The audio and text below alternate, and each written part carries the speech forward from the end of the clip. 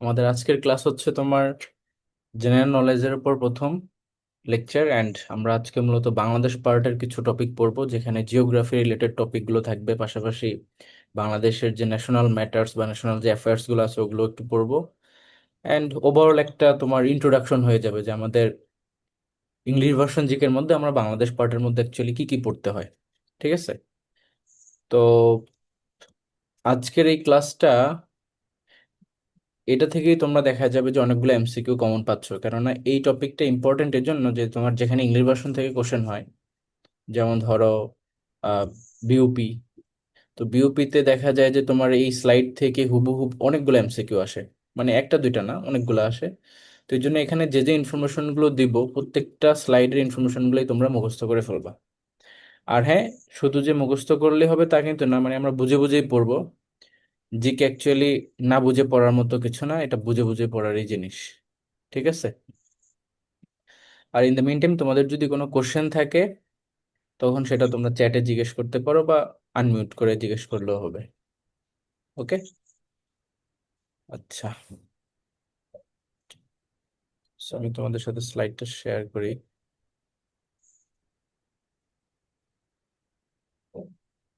এই যে অনেকদিন পরে তাহসিনা তাসনিম, কেমন আছো তুমি? জি ভাইয়া, আলহামদুলিল্লাহ। তোমার পরীক্ষা কেমন হয়েছে সব? হয়েছে আলহামদুলিল্লাহ। কিছু কিছু একটু মানে টাফ হয়েছে, যেগুলো ওগুলো একটু কম ভালো হয়েছে। ওকে। ওভারঅল তোমার টার্গেট কিরকম, এ প্লাস, গোল্ডেন অর সামথিং, কিরকম টার্গেট করতেছো? টার্গেট বলতে দেখা যাক, আল্লাহ ভরসা। ওকে, বলতে পারতেছি না। আচ্ছা ঠিক আছে। আর্টস থেকে কিন্তু এ প্লাস পেলে এটা বিশাল ব্যাপার, সো আই হোপ যে তুমি এ প্লাস পাবা। আচ্ছা, ইনশাল্লাহ। আর এখন থেকে কিন্তু সিরিয়াস হইতে হবে। ও কিন্তু আমার হুম। সেই গত বছরের ব্যাচে ভর্তি হয়েছে, বুঝছো? তখন ইন্টারমিডিয়েট পড়তেছিল, এবার পরীক্ষা দিছে, তখন ভর্তি হয়েছে প্রিপারেশন নেওয়ার জন্য। তো সে ব্যাচেও ছিল, এখন ইন্টারমিডিয়েট দিছে, এই কয়েকদিন ক্লাস করেনি, পরীক্ষা ছিল তাই। এখন আবার অ্যাডমিশনে চলে আসছে। এবারও তোমার মতো একটা স্টুডেন্ট আছে, ও মানে সামনে পরীক্ষা দিবে, মানে আগামীবার পরীক্ষা দিবে এসএসসি, বাট অলরেডি ব্যাচে পড়তেছে।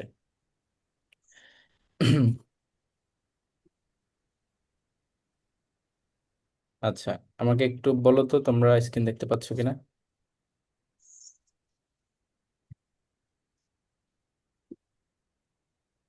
জি ভাইয়া পারতেছি। আচ্ছা, সো খেয়াল করো, আমাদের আজকের টপিক হচ্ছে বাংলাদেশ আইডেন্টিটি। এখানে আমরা বাংলাদেশের বিষয়ে অনেকগুলা টপিক স্টাডি করব, যেমন বাংলাদেশের identity, national matters, border island, তারপর first and greatest in Bangladesh, river, tribes, tourist places, architecture and language and culture. মোরলেস আমরা এই প্রত্যেকটা টপিকই পড়বো, আর এগুলো প্রত্যেকটা থেকে এক একটা এমসিকিউ আসে, সেটা কিন্তু ভেরি ভেরি ইম্পর্টেন্ট। এখন আসো, যে প্রথম যেটা, ফার্স্টেই বাংলাদেশের কনস্টিটিউশনাল নেম, বাংলাদেশের যে গণপ্রজাতন্ত্রী বাংলাদেশ আমরা ডাকি, এটা হচ্ছে বাংলাদেশের সাংবিধানিক নাম। এটা মনে রাখবা, the People's Republic of Bangladesh. And বাংলাদেশের অ্যাডমিনিস্ট্রেটিভ ক্যাপিটাল হচ্ছে ঢাকা। এখানে অনেকগুলো টপিক তোমাদের অলরেডি জানা, একদম ছোটবেলা থেকে তোমরা জানো, তাই আমি সেই জিনিসগুলো একটু দ্রুত যাবো। আর যেখানে বোঝানোর বিষয় আছে সেটা আমি তোমাদেরকে ইলাবোরেটলি বলবো। তো দেখো, অ্যাডমিনিস্ট্রেটিভ ক্যাপিটাল হচ্ছে ঢাকা, কমার্শিয়াল ক্যাপিটাল হচ্ছে চট্টগ্রাম, অ্যান্ড আরেকটা হচ্ছে তোমার cultural capital, that is Brahmanbaria, ওটা মনে রাখবা।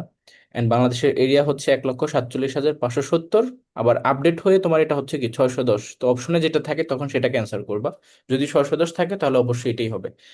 তারপর তোমার দেখো, বাংলাদেশের ল্যাঙ্গুয়েজ বাঙালি, এবং এটা নেটিভ স্পোকেন ল্যাঙ্গুয়েজ হিসেবে এই দিক থেকে তোমার এটা তোমার সিক্সথ পজিশনে আছে আর কি। অ্যান্ড বাংলাদেশের যে ইন্ডিপেন্ডেন্স বা স্বাধীনতা দিবস আমরা সবাই জানি, সেটা হচ্ছে 26শে মার্চ। বাট অ্যাডমিশন টেস্টে ইন্ডিপেন্ডেন্স ডে পরীক্ষা আসে না, অ্যাডমিশন টেস্টে আসে হচ্ছে বাংলাদেশের জাতীয় দিবস কবে। তো মনে রাখবা, বাংলাদেশের ন্যাশনাল ডে বা জাতীয় দিবস বললেও কিন্তু ওই সেমই। তো এখন তুমি ধরো এটা ঠিকই জানো যে বাংলাদেশের স্বাধীনতা দিবস 26শে মার্চ, কিন্তু তুমি এটা জানো না যে বাংলাদেশের জাতীয় দিবস কবে, তাহলে কিন্তু প্রবলেম, কারণ একই ডেট। খেয়াল থাকে যেন, আর পরীক্ষা আসলে এটাই আসবে, এটা ইম্পর্টেন্ট। তারপর দেখো, ভিক্টরি ডে, এটা আমরা সবাই জানি যে 16ই ডিসেম্বর আমাদের বিজয় অর্জন হয়েছে, তাই না? আর এই হচ্ছে বাংলাদেশের ম্যাপ। আমরা যদি দেখি, এখানে তোমার দক্ষিণ দিকে হচ্ছে তোমার বরিশাল, তারপরে এপাশে খুলনা, আবার এদিকের যে জেলাটা একদম দক্ষিণে এটা হচ্ছে সাতক্ষীরা, আবার এদিকে গেলে আমরা কক্সবাজার, ছেড়াদ্বীপ বা সেন্ট মার্টিন এগুলো পাবো।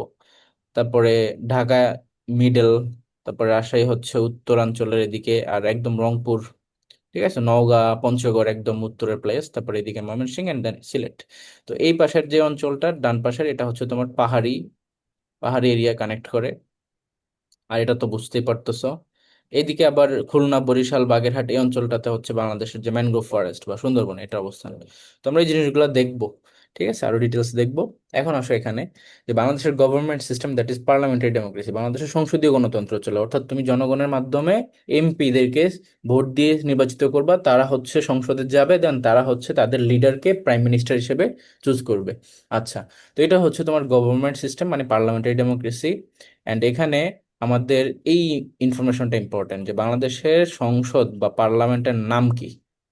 তো এটার নাম হচ্ছে তোমার হাউস অফ দ্য নেশনস, ঠিক আছে, হাউস অফ দ্য নেশনস মানে ইংলিশে এটাকে এই নামে ডাকা হয়। যেমন অনেক দেশের আছে তোমার ডায়েট, এরকম বিভিন্ন নাম আছে। তারপরে বিভিন্ন ধরনের দেখবা যে একটু এক্সেপশনাল নাম থাকে বিভিন্ন জায়গায়, আবার অনেক দেশে ডিরেক্টলি পার্লামেন্টও বলে, অনেক দেশে আবার মজলিস এরকম নাম দেওয়া হয়। তো বাংলাদেশেরটাকে সেটা হচ্ছে তোমার জাতীয় সংসদ বা house of the nation. And এটার টাইপ হচ্ছে ইউনিক্যামেরাল। অ্যান্ড এখানে টোটাল মেম্বার বা কতজন সদস্য নির্বাচিত হতে পারে বা সিলেক্টেড হয় সেটা হচ্ছে 350, যার মধ্যে 50টা হচ্ছে রিজার্ভড ফর উইমেন। বাকি 300টা আসনে ভোটে। যদি জিজ্ঞেস করি বাংলাদেশের প্রথম আসনের নাম কি বলো তো, ফার্স্ট। হুম, পঞ্চগড়। রাইট, সেটা হচ্ছে পঞ্চগড়, ইয়োচগড়। তারপরে হচ্ছে তোমার যদি বলি একদম 300তমটা, বান্দরবন। রাইট, সেটা হচ্ছে বান্দরবান। বান্দরবান। বান্দরবান এগুলো জানতে হবে কিন্তু। আর তোমার নিজের জেলায় কোন কোন আসন আছে সেটাও তোমাকে জানতে হবে, মানে তোমার ধরো নিজের জেলা, সেখানে তোমার যে উপজেলা সেটা কত নম্বর আসন, এবং তোমার যে জেলা সেখানে টোটাল কতগুলো আসন আছে এবং সেগুলো কোন কোন নাম্বার, এটাও তোমার জানা উচিত এজ এ স্টুডেন্ট। তারপর চলে আসো যে superior of the state, that is president. তারপর superior of the government, that is prime minister. বাংলাদেশের সেন্ট্রাল ব্যাংক কি, দ্যাট ইজ বিবি বা বাংলাদেশ ব্যাংক, এটাই তো নাম, তাই না, বিবি ডাকা হয়। তারপর political sea boundary and economic sea boundary, এখানে এই ইনফরমেশনটা ইম্পর্টেন্ট। সেটা হচ্ছে দেখো, পলিটিক্যাল সি বাউন্ডারি হচ্ছে 12 নটিক্যাল মাইল, এবং ইকোনমিক সি বাউন্ডারি হচ্ছে তোমার 200 নটিক্যাল মাইল। তো এই যে economic sea boundary 200 nautical mile, এটাকে তুমি যদি কিলোমিটারে নাও তাহলে হয়তো 340 দশমিক সামথিং কিলোমিটারে আসবে। তো আমরা এটাকে বের করার ওয়ে তো আমরা নিশ্চয়ই জানি যে 1 নটিক্যাল মাইল সমান কত কিলোমিটার, এটা একটু জানতে হবে। তো বলো তো 1 নটিক্যাল মাইল এনএম সমান কত কিলোমিটার? 1.85। 1.853 বা 852 এরকম কিলোমিটার, ঠিক আছে। তো এইটা দিয়ে তুমি যদি এখানে ই করো, হিসেব করো, তাহলে অ্যান্সার চলে আসবে, মানে মাল্টিপ্লাই করলে অ্যান্সার চলে আসবে কোনটা, যদি কিলোমিটারে নাও। বাট অপশনের ভিতরে নটিক্যালটাই থাকে, কারণ এগুলো তো ধরো সমুদ্রের এরিয়াতে এটাকে নটিক্যালি হিসাব করা হয়। আচ্ছা, তারপর আসো এখানে যে অ্যাভারেজ রেইনফল, বাংলাদেশে গড় বৃষ্টিপাতের পরিমাণ হচ্ছে 203 সেন্টিমিটার, 203 সেন্টিমিটার, ইম্পর্টেন্ট। আর এই দুইটা ইনফরমেশনও খুব ইম্পর্টেন্ট যে বাংলাদেশে সব থেকে বেশি রেইনফল বা বৃষ্টিপাত হয় কোথায়, সেটা হচ্ছে সিলেটে। তোমরা যারা সিলেটের আসো বা সিলেটে গেছো, তুমি নিশ্চয়ই দেখছো যে সেখানে কিন্তু বেশ ভালোই বৃষ্টিপাত হয়। অ্যান্ড লোয়েস্ট রেইনফল এরিয়া বললে সেটা হবে কি, নাটোরের লালপুর, ঠিক আছে, নাটোরের লালপুর। এবং নাটোরের লালপুরের ওইখানেই একটা ক্যান্টনমেন্ট আছে, ক্যান্টনমেন্টের নাম কি বলতো, নাটোরের এই লালপুরের এখানেই, that is Kadirabad, Kadirabad cantonment. আচ্ছা, কেন আমরা এটা বললাম, কারণ যেহেতু বিউপিতে এই ধরনের কোশ্চেন আসে আর বিউপি আর্ম ফোর্সেস দ্বারা তোমার পরিচালিত হয়, তো এই জিনিসগুলো একটু জানলে ভালো। তারপর চলে আসো যে warmest district, that is Rajshahi. তো এটা তো জানি যে ওইখানে গরম বেশি। ইনফ্যাক্ট তুমি যদি চিন্তা করো, নাটোর তো রাজশাহীর মধ্যে, তো যেখানে বৃষ্টিপাত কম সেখানে গরম বেশি হবে, তো সেই হিসেবে রাজশাহী। ওকে। আচ্ছা, তারপরে যদি বলি যে কোল্ডেস্ট ডিস্ট্রিক্ট, তাহলে কি, যেখানে তোমার বৃষ্টিপাত বেশি সেখানে ঠান্ডা বেশি হবে, তাই এটা সিলেট। ওকে। আচ্ছা, তারপর দেখো বাংলাদেশের সাথে দুইটা দেশের বর্ডার শেয়ার করে। বাংলাদেশের তোমার এই দিক থেকে এদিক থেকে এদিক থেকে যেদিকে তুমি যাবা, এই পুরো এরিয়া হচ্ছে তোমার ইন্ডিয়া কানেক্ট করে আছে, ইন্ডিয়া কানেক্ট করে আছে এইভাবে ভিতর দিয়ে চতুর্পাশে। আর লাস্টে দিয়ে এদিক দিয়ে এই অঞ্চলটা হচ্ছে তোমার কি, মিয়ানমারের সাথে কানেক্টেড। ওকে। তো এই জন্য দুইটা কান্ট্রি বাংলাদেশের সাথে বর্ডার শেয়ার করে, which is India and Myanmar. India বাংলাদেশের সাথে যতটুকু এরিয়া শেয়ার করে সেটা হচ্ছে তোমার 4156, এবং 271 হচ্ছে মিয়ানমার এত কিলোমিটার। অ্যান্ড কোস্টাল বর্ডার মানে দুইটা দেশের সাথে যদি আমরা সমুদ্রের বর্ডার হিসেব করি সেটা হচ্ছে তোমার 711 কিলোমিটার। তাহলে আমরা যদি টোটাল এটাকে সাম আপ করি, 4156 ইন্ডিয়ার সাথে, 271 মিয়ানমারের সাথে, আর দুইটা দেশের সাথেই সমুদ্রবর্তী যেই সীমান্তটা সেটা হচ্ছে তোমার 711। তাহলে এই সবগুলোকে টোটাল করলে আসে হচ্ছে 5138। এটা হচ্ছে বাংলাদেশের টোটাল বর্ডার এরিয়া। তাহলে তুমি এভাবেই মনে রাখতে পারো যে 5138 সেটাকে তুমি তিনটা ভাগে ভাগ করো। একটা হচ্ছে 4156 যেটা ইন্ডিয়ার সাথে, 271 যেটা মিয়ানমারের সাথে, 711 যেটা হচ্ছে উপকূলীয় বা সমুদ্র যে সীমান্ত সেটা। অ্যান্ড বাংলাদেশের সাথে তোমার এই যে ইন্ডিয়া এবং মিয়ানমার কানেক্টেড, তাই না? আমরা এটা অলরেডি বললাম যে এদিক দিয়ে চারপাশ দিয়ে ঘেরা। আর এই এই সাইডটাতে তাহলে কি, এই সাইডটাতে হচ্ছে গিয়ে তোমার সাগর। এটাকে কি বলি আমরা? ইংলিশে বলো, বাংলায় বললে নিব না। এটা কি, এটার নাম কি? এখানে কি আছে দক্ষিণ দিকে, বলো? বে অফ বেঙ্গল। বে অফ বেঙ্গল, রাইট। আচ্ছা, বঙ্গোপসাগর। বঙ্গোপসাগর। তুমি বাংলায় বলছো কেন, ইংলিশে বলবা। এখন দেখো বর্ডার ডিস্ট্রিক্ট তো, এই যে এই চারপাশে যে বর্ডার ডিস্ট্রিক্টগুলো আছে এখানে টোটাল ইন্ডিয়ার সাথে বাংলাদেশের 30টা জেলা কানেক্ট করে। কয়টা জেলা? ইন্ডিয়ার সাথে হচ্ছে বাংলাদেশের 30টা জেলা কানেক্টেড, এবং মিয়ানমারের সাথে হচ্ছে বাংলাদেশের 3টা জেলা কানেক্টেড। তো তোমার যদি সাম আপ করো তাহলে টোটাল মানে ডিস্ট্রিক্ট আসে হচ্ছে 32টা। তার মানে 32 হচ্ছে বাংলাদেশের সীমান্তবর্তী জেলা। তো এখানে একটা প্রশ্ন করতে পারো যে ভাইয়া ইন্ডিয়ার সাথে 30টা, মিয়ানমারের সাথে 3টা, তাহলে তো টোটাল 33টা হওয়ার কথা ছিল। তো কেন 32টা হয় সেটার অ্যান্সার আমরা একটু পরেই দিব। এখন দেখো যে বাংলাদেশের ডিভিশন হচ্ছে তোমার 8টা। লাস্ট ডিভিশন কোনটা? That is Mymensingh. And total district হচ্ছে তোমার 64। টোটাল কোস্টাল ডিস্ট্রিক্ট, এটা ইম্পর্ট্যান্ট, এটা মনে রাখবা, এটা হচ্ছে 19টি। তারপর তোমার টোটাল সিটি কর্পোরেশন 13টি, উপজেলা এইটা আমরা একটু আপডেট করবো। এখানে উপজেলা অনেক সময় বাড়ে, ঠিক আছে, নতুন আপডেট অনুযায়ী উপজেলা মেবি বাড়ছে বা কিছু। তো এটা আমরা একটু আপডেট করব, ঠিক আছে। অ্যান্ড টোটাল ল্যান্ড পোর্ট এটা 25টাই, অ্যাক্টিভ আছে হচ্ছে তোমার 24টা। তার মধ্যে কয়েকটা আমাদেরকে একটু পড়তে হবে। মুজিবনগরেরটা মেহেরপুরে অবস্থিত, এটা আমরা জানি। কারেন্ট চলে গেছে, সো ফোনের ইয়ে দিয়ে ক্লাস নিতে হবে, এখন কিচ্ছু করার নেই। এমনিতে 2 দিন ক্লাস নেওয়া হয় নাই, সো আজকে তো নিতেই হবে মেনটেনিং কস্ট। তো দিনাজপুরের থেকে কে যেন বললা, তোমার ওইখানে যে স্থলবন্দর আছে সেটার নাম কি বলো?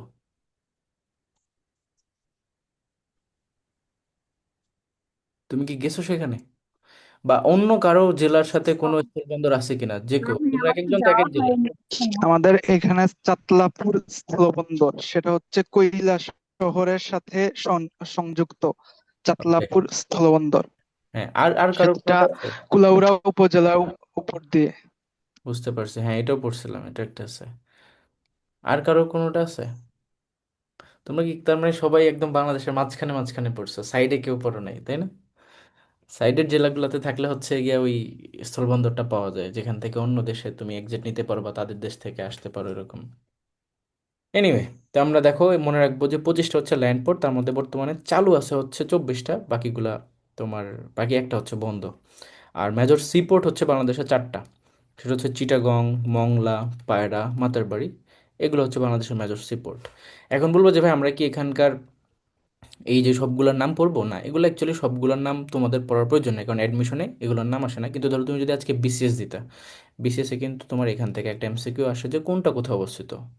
এমনকি সেইটার যেখানে অবস্থিত সেখানে তার যে নাম, ওইখানে তো তোমার ভারতের সাথেও কানেক্টেড বা মিয়ানমারের সাথেও কানেক্টেড। তো ভারতে যেটা, সেইটার সেখানে কি নাম, ধরো বাংলাদেশের এই পাশে নামটা এরকম ভাবে ডাকা হয় স্থলবন্দরটাকে, আবার ইন্ডিয়ার লোকজন ওই স্থলবন্দরটাকে অন্য নামে ডাকে। তো দুইটাই কিন্তু বিসিএস এ বিভিন্ন সময় এমসিকিউতে এভাবে কোশ্চেন করা হয়, বাট তোমাদের এত কিছু জানার প্রয়োজন নেই কারণ আসবে না ওগুলো।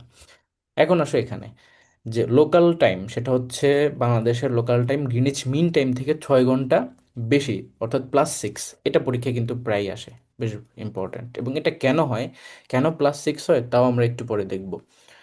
ওকে, এটার একটা লজিক আছে যে লঙ্গিটিউড ল্যাটিটিউড যে তোমার অক্ষরেখা দ্রাঘিমা রেখার যে বাংলাদেশের উপর দিয়ে গেছে সেটার ক্যালকুলেশনেই তোমার এখানে 6 ঘন্টা চলে আসে।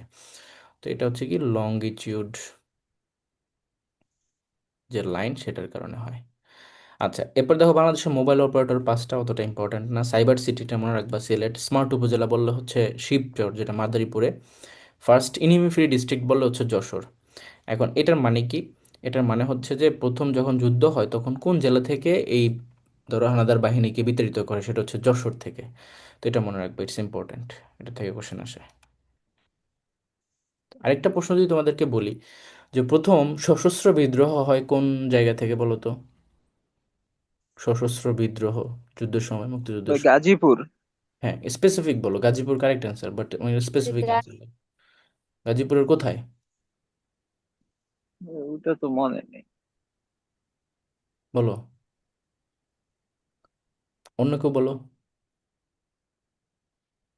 গাজীপুরের জয়দেবপুর, এটা বলতে হবে তো, অপশনে তো গাজীপুর থাকবে না, স্পেসিফিক থাকবে। তারপর চলে আসো যে টোটাল ইপিজেড হচ্ছে বাংলাদেশের 10টা, তার মধ্যে 8টা হচ্ছে সরকারি, 2টা হচ্ছে তোমার প্রাইভেট। এখন একটা জিনিস তোমাদেরকে একটু আমি বলে রাখি, দেখবে আমি যখন জিকে ক্লাস নেই তখন তোমাদেরকে প্রায় একটা টপিক পড়িতে গিয়ে হুট করে আরেকটা কোশ্চেন করে বসি। তোমরা ভাবতে পারো যে ভাইয়া এত কোশ্চেন কেন করে, এখানে সময় নষ্ট চলে যায়, আগে যেতে পারে। তো মনে রাখবে আমি যে কোশ্চেনগুলো করি এগুলা কিন্তু কোনো পড়া না, এগুলা এক একটা মার্ক, কথা বুঝছো? এগুলো এক একটা মার্ক, মানে এটা তুমি মানো আর না মানো, যে কোশ্চেনটা তোমাকে করতেছি সেটা যদি তুমি না পারো, তার মানে তোমাকে এটা রিয়েলাইজ করা উচিত যে তোমার প্রিপারেশন কিন্তু খুবই ভালনারেবল জায়গাতে এখন আছে, কারণ তার মানে তুমি এখনো ওই লেভেলেই আসো না যে তুমি অ্যাডমিশন ক্র্যাক করবা। কারণ যে কোশ্চেন তোমাকে মাত্র করছে এটা তোমার সেকেন্ডের মধ্যে অ্যান্সার দিয়ে দেওয়া উচিত ছিল, যেটা হচ্ছে জয়দেবপুর ভাই। তো কারণ কি, কারণ এটা আসেই, ওই টপিক থেকে যদি একটা কোশ্চেন আসে তাহলে ওইটাই আসবে। ওগুলো বেশ ভালো ইম্পর্ট্যান্ট জিনিস। তো মনে রাখবা যে যখন কোনো জিনিস পড়বা তখন সেটাকে পড়ার মতো করে পড়বা, যাতে করে সেটা মাথায় থাকে, আর যেটা ইম্পর্টেন্ট সেটা ইম্পর্টেন্টই। তারপরে অনেক টপিক আছে আমরা ফার্দার অ্যাডিশনাল ইনফরমেশন হিসেবে মনে রাখবো, সেটা ভিন্ন ব্যাপার, কিন্তু এগুলো খুব ইম্পর্টেন্ট। তো এই যে ইপিজেড মানে কি? ইপিজেড মানে হচ্ছে এক্সপোর্ট প্রসেসিং জোন। তো এখানে টোটাল বাংলাদেশে 10টা আছে। আমরা যদি দেখি যে এখানে লিস্টগুলো দেওয়া আছে, তুমি বাংলাদেশে দেখো এখানে প্রত্যেকটি ইপিজেড। তো মনে রাখবা বাংলাদেশে 8টা হচ্ছে সরকারি আর 2টা হচ্ছে প্রাইভেট। তার মধ্যে প্রথম যে ইপিজেড সেটার নাম কি বলতে পারবা? প্রথম ইপিজেডের নাম হচ্ছে তোমার এই যে চট্টগ্রাম এক্সপোর্ট প্রসেসিং জোন, এটা হচ্ছে ফার্স্ট, মনে রাখবে এটা হচ্ছে প্রথমটা। আর এখানে আরেকটা ইম্পর্টেন্ট ইনফরমেশন যে একটা আছে বাংলাদেশের কৃষিভিত্তিক ইপিজেড। কি বললাম?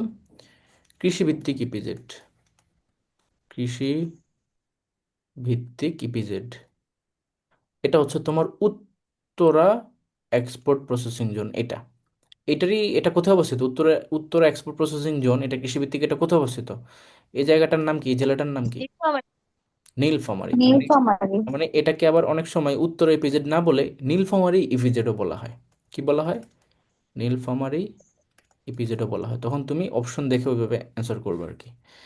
আচ্ছা, তারপর চলে আসো তোমার টোটাল, এগুলো আমরা স্কিপ করব, এটা খুব একটা ইম্পর্টেন্ট না, নতুন যখন সরকার হয় তখন সেভাবে পড়তে হয় আর কি। বাংলাদেশের ডায়ালিং কোড আমরা সবাই জানি +880।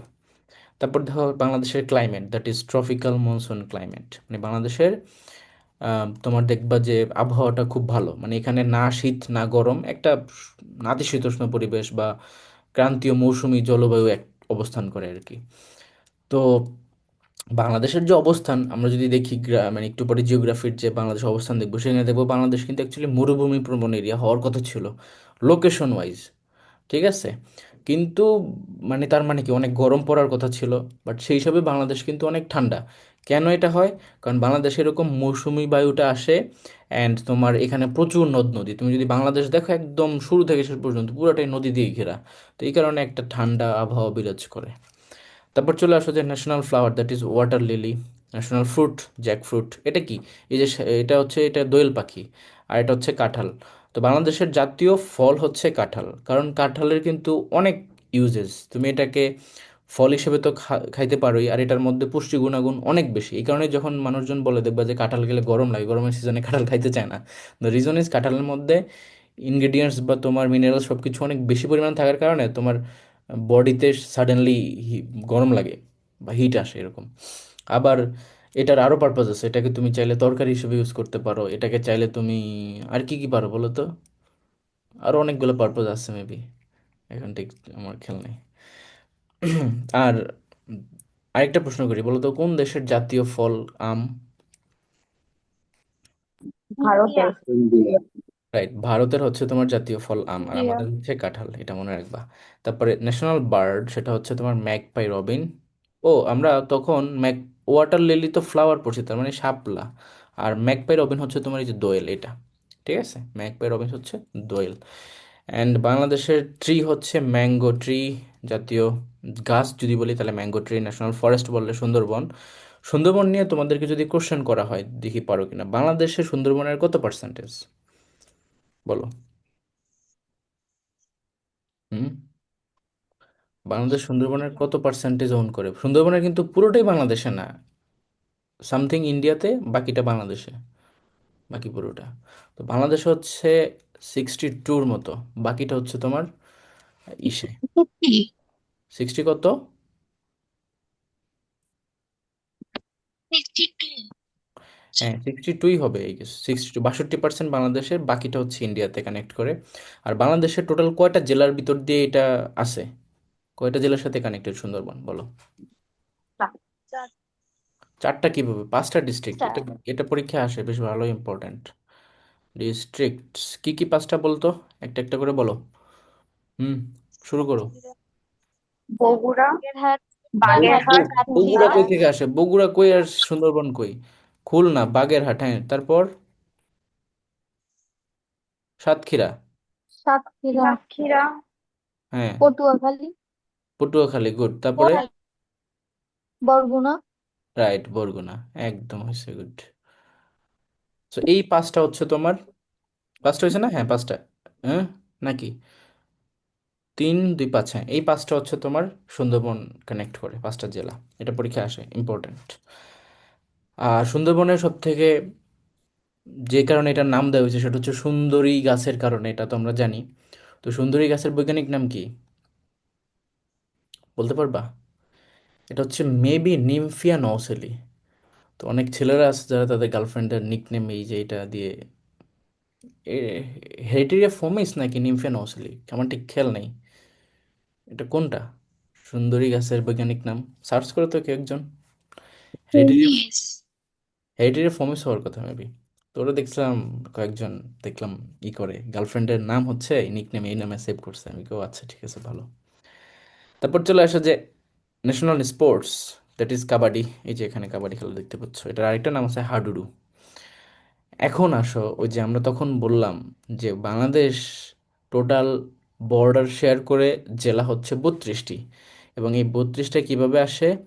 ইন্ডিয়ার সাথে হচ্ছে 30টা এবং মিয়ানমারের সাথে হচ্ছে 3টা। তো সেখানে একটা কোশ্চেন অ্যারাইজ করে যে অ্যাকচুয়ালি তো 33টা হওয়ার কথা, তাহলে 32টা কিভাবে? সো এটার কারণ হচ্ছে এই জেলাটা, এই যে রাঙামাটি যে জেলাটা আছে, এইটা হচ্ছে তোমার একই সাথে ইন্ডিয়ার সাথে কানেক্টেড, একই সাথে মিয়ানমারের সাথেও কানেক্টেড। তার মানে এইখানে তোমার রাঙামাটি এই 30-এর মধ্যেও আছে, এই 3-এর মধ্যেও আছে, এই জন্য একটা কমন থাকার কারণে 30 + 3 = 32। বুঝছো সবাই? আর এটা, এই যে রাঙামাটি, তুমি দেখো এখানে খেয়াল করে, রাঙামাটি জেলাটা হচ্ছে এইটা, কই যেন, এই যে এটা তোমার, আমি যদি পুরো ম্যাপটাকে লাল দিয়ে বোঝাচ্ছি, এখানে দেখো, এই পুরো এরিয়াটা হচ্ছে রাঙামাটি, ঠিক আছে। তো রাঙামাটি এটা তো পুরোটাই এই পর্যন্ত কি ভারতের সাথে connected, no problem.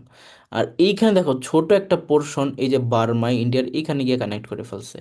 That's why তোমার এই রাঙামাটি হচ্ছে একই সাথে ইন্ডিয়া এবং মিয়ানমার দুইটা দেশের সাথেই কানেক্টেড। অ্যান্ড রাঙামাটি হচ্ছে বাংলাদেশের আয়তনের দিক থেকে সব থেকে বড় জেলা।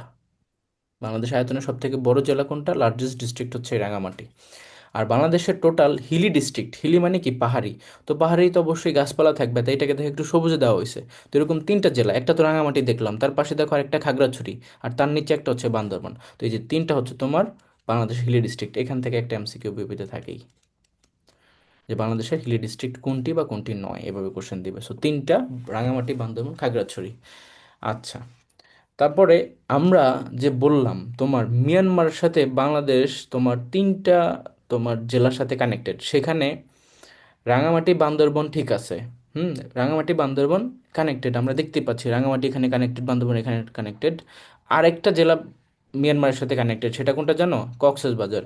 তো সেখানে যখন মিয়ানমারের সাথে আমরা 3টা বলতেছি, এই 3টাকে আবার তুমি এই হিলি ডিস্ট্রিক্টের 3টার সাথে গুলাই ফেলো না। আবারও আমি ক্লিয়ার করতেছি, হিলি ডিস্ট্রিক্ট বললে হচ্ছে রাঙামাটি, বান্দরবন আর খাগড়াছড়ি, ঠিক আছে। এখানে পাহাড়ি অঞ্চল, তাই এটাকে হিলি ডিস্ট্রিক্ট আমরা বলতেছি। আর মিয়ানমারের সাথেও কিন্তু 3টা জেলার কানেকশন, সেটা হচ্ছে রাঙামাটি, বান্দরবন আর নিচে কক্সবাজার। খাগড়াছড়ি উপরে পড়ে গেছে, তাই সেটার সাথে কিন্তু মিয়ানমার কানেক্ট হয় নাই। কথা বুঝছো? তো এই যে এখানে যখন তিনটা বলবো তখন এই দুইটা কমন আসবে আর সামনে আলাদাভাবে কক্সবাজার আসবে, এই আর কি। আর বাংলাদেশের দুইটা বিভাগ আছে, একটা হচ্ছে বরিশাল বিভাগ আর একটা হচ্ছে ঢাকা বিভাগ। এই দুইটা বিভাগের কোনো জেলাই তোমার বর্ডার শেয়ার করে না, মানে এটা মাঝখানে পড়ে গেছে। এই দুইটা বিভাগের প্রত্যেকটা জেলায় মাঝখানে হওয়ার কারণে আদার্স কোনো কান্ট্রির সাথে তারা বর্ডার শেয়ার করতেছে না ওই জেলাগুলা। আচ্ছা, এবার চলে আসো যে বাংলাদেশের এই যে জিওগ্রাফিক্যালি আমরা যদি অবস্থান দেখি যে তোমার উত্তরে পূর্বে পশ্চিমে কোথায় কোনটা আছে, তো নর্দার্নে তুমি যদি দেখো পঞ্চগড়, তেঁতুলিয়া, বাংলাবান্ধা, জয়গিরজাত।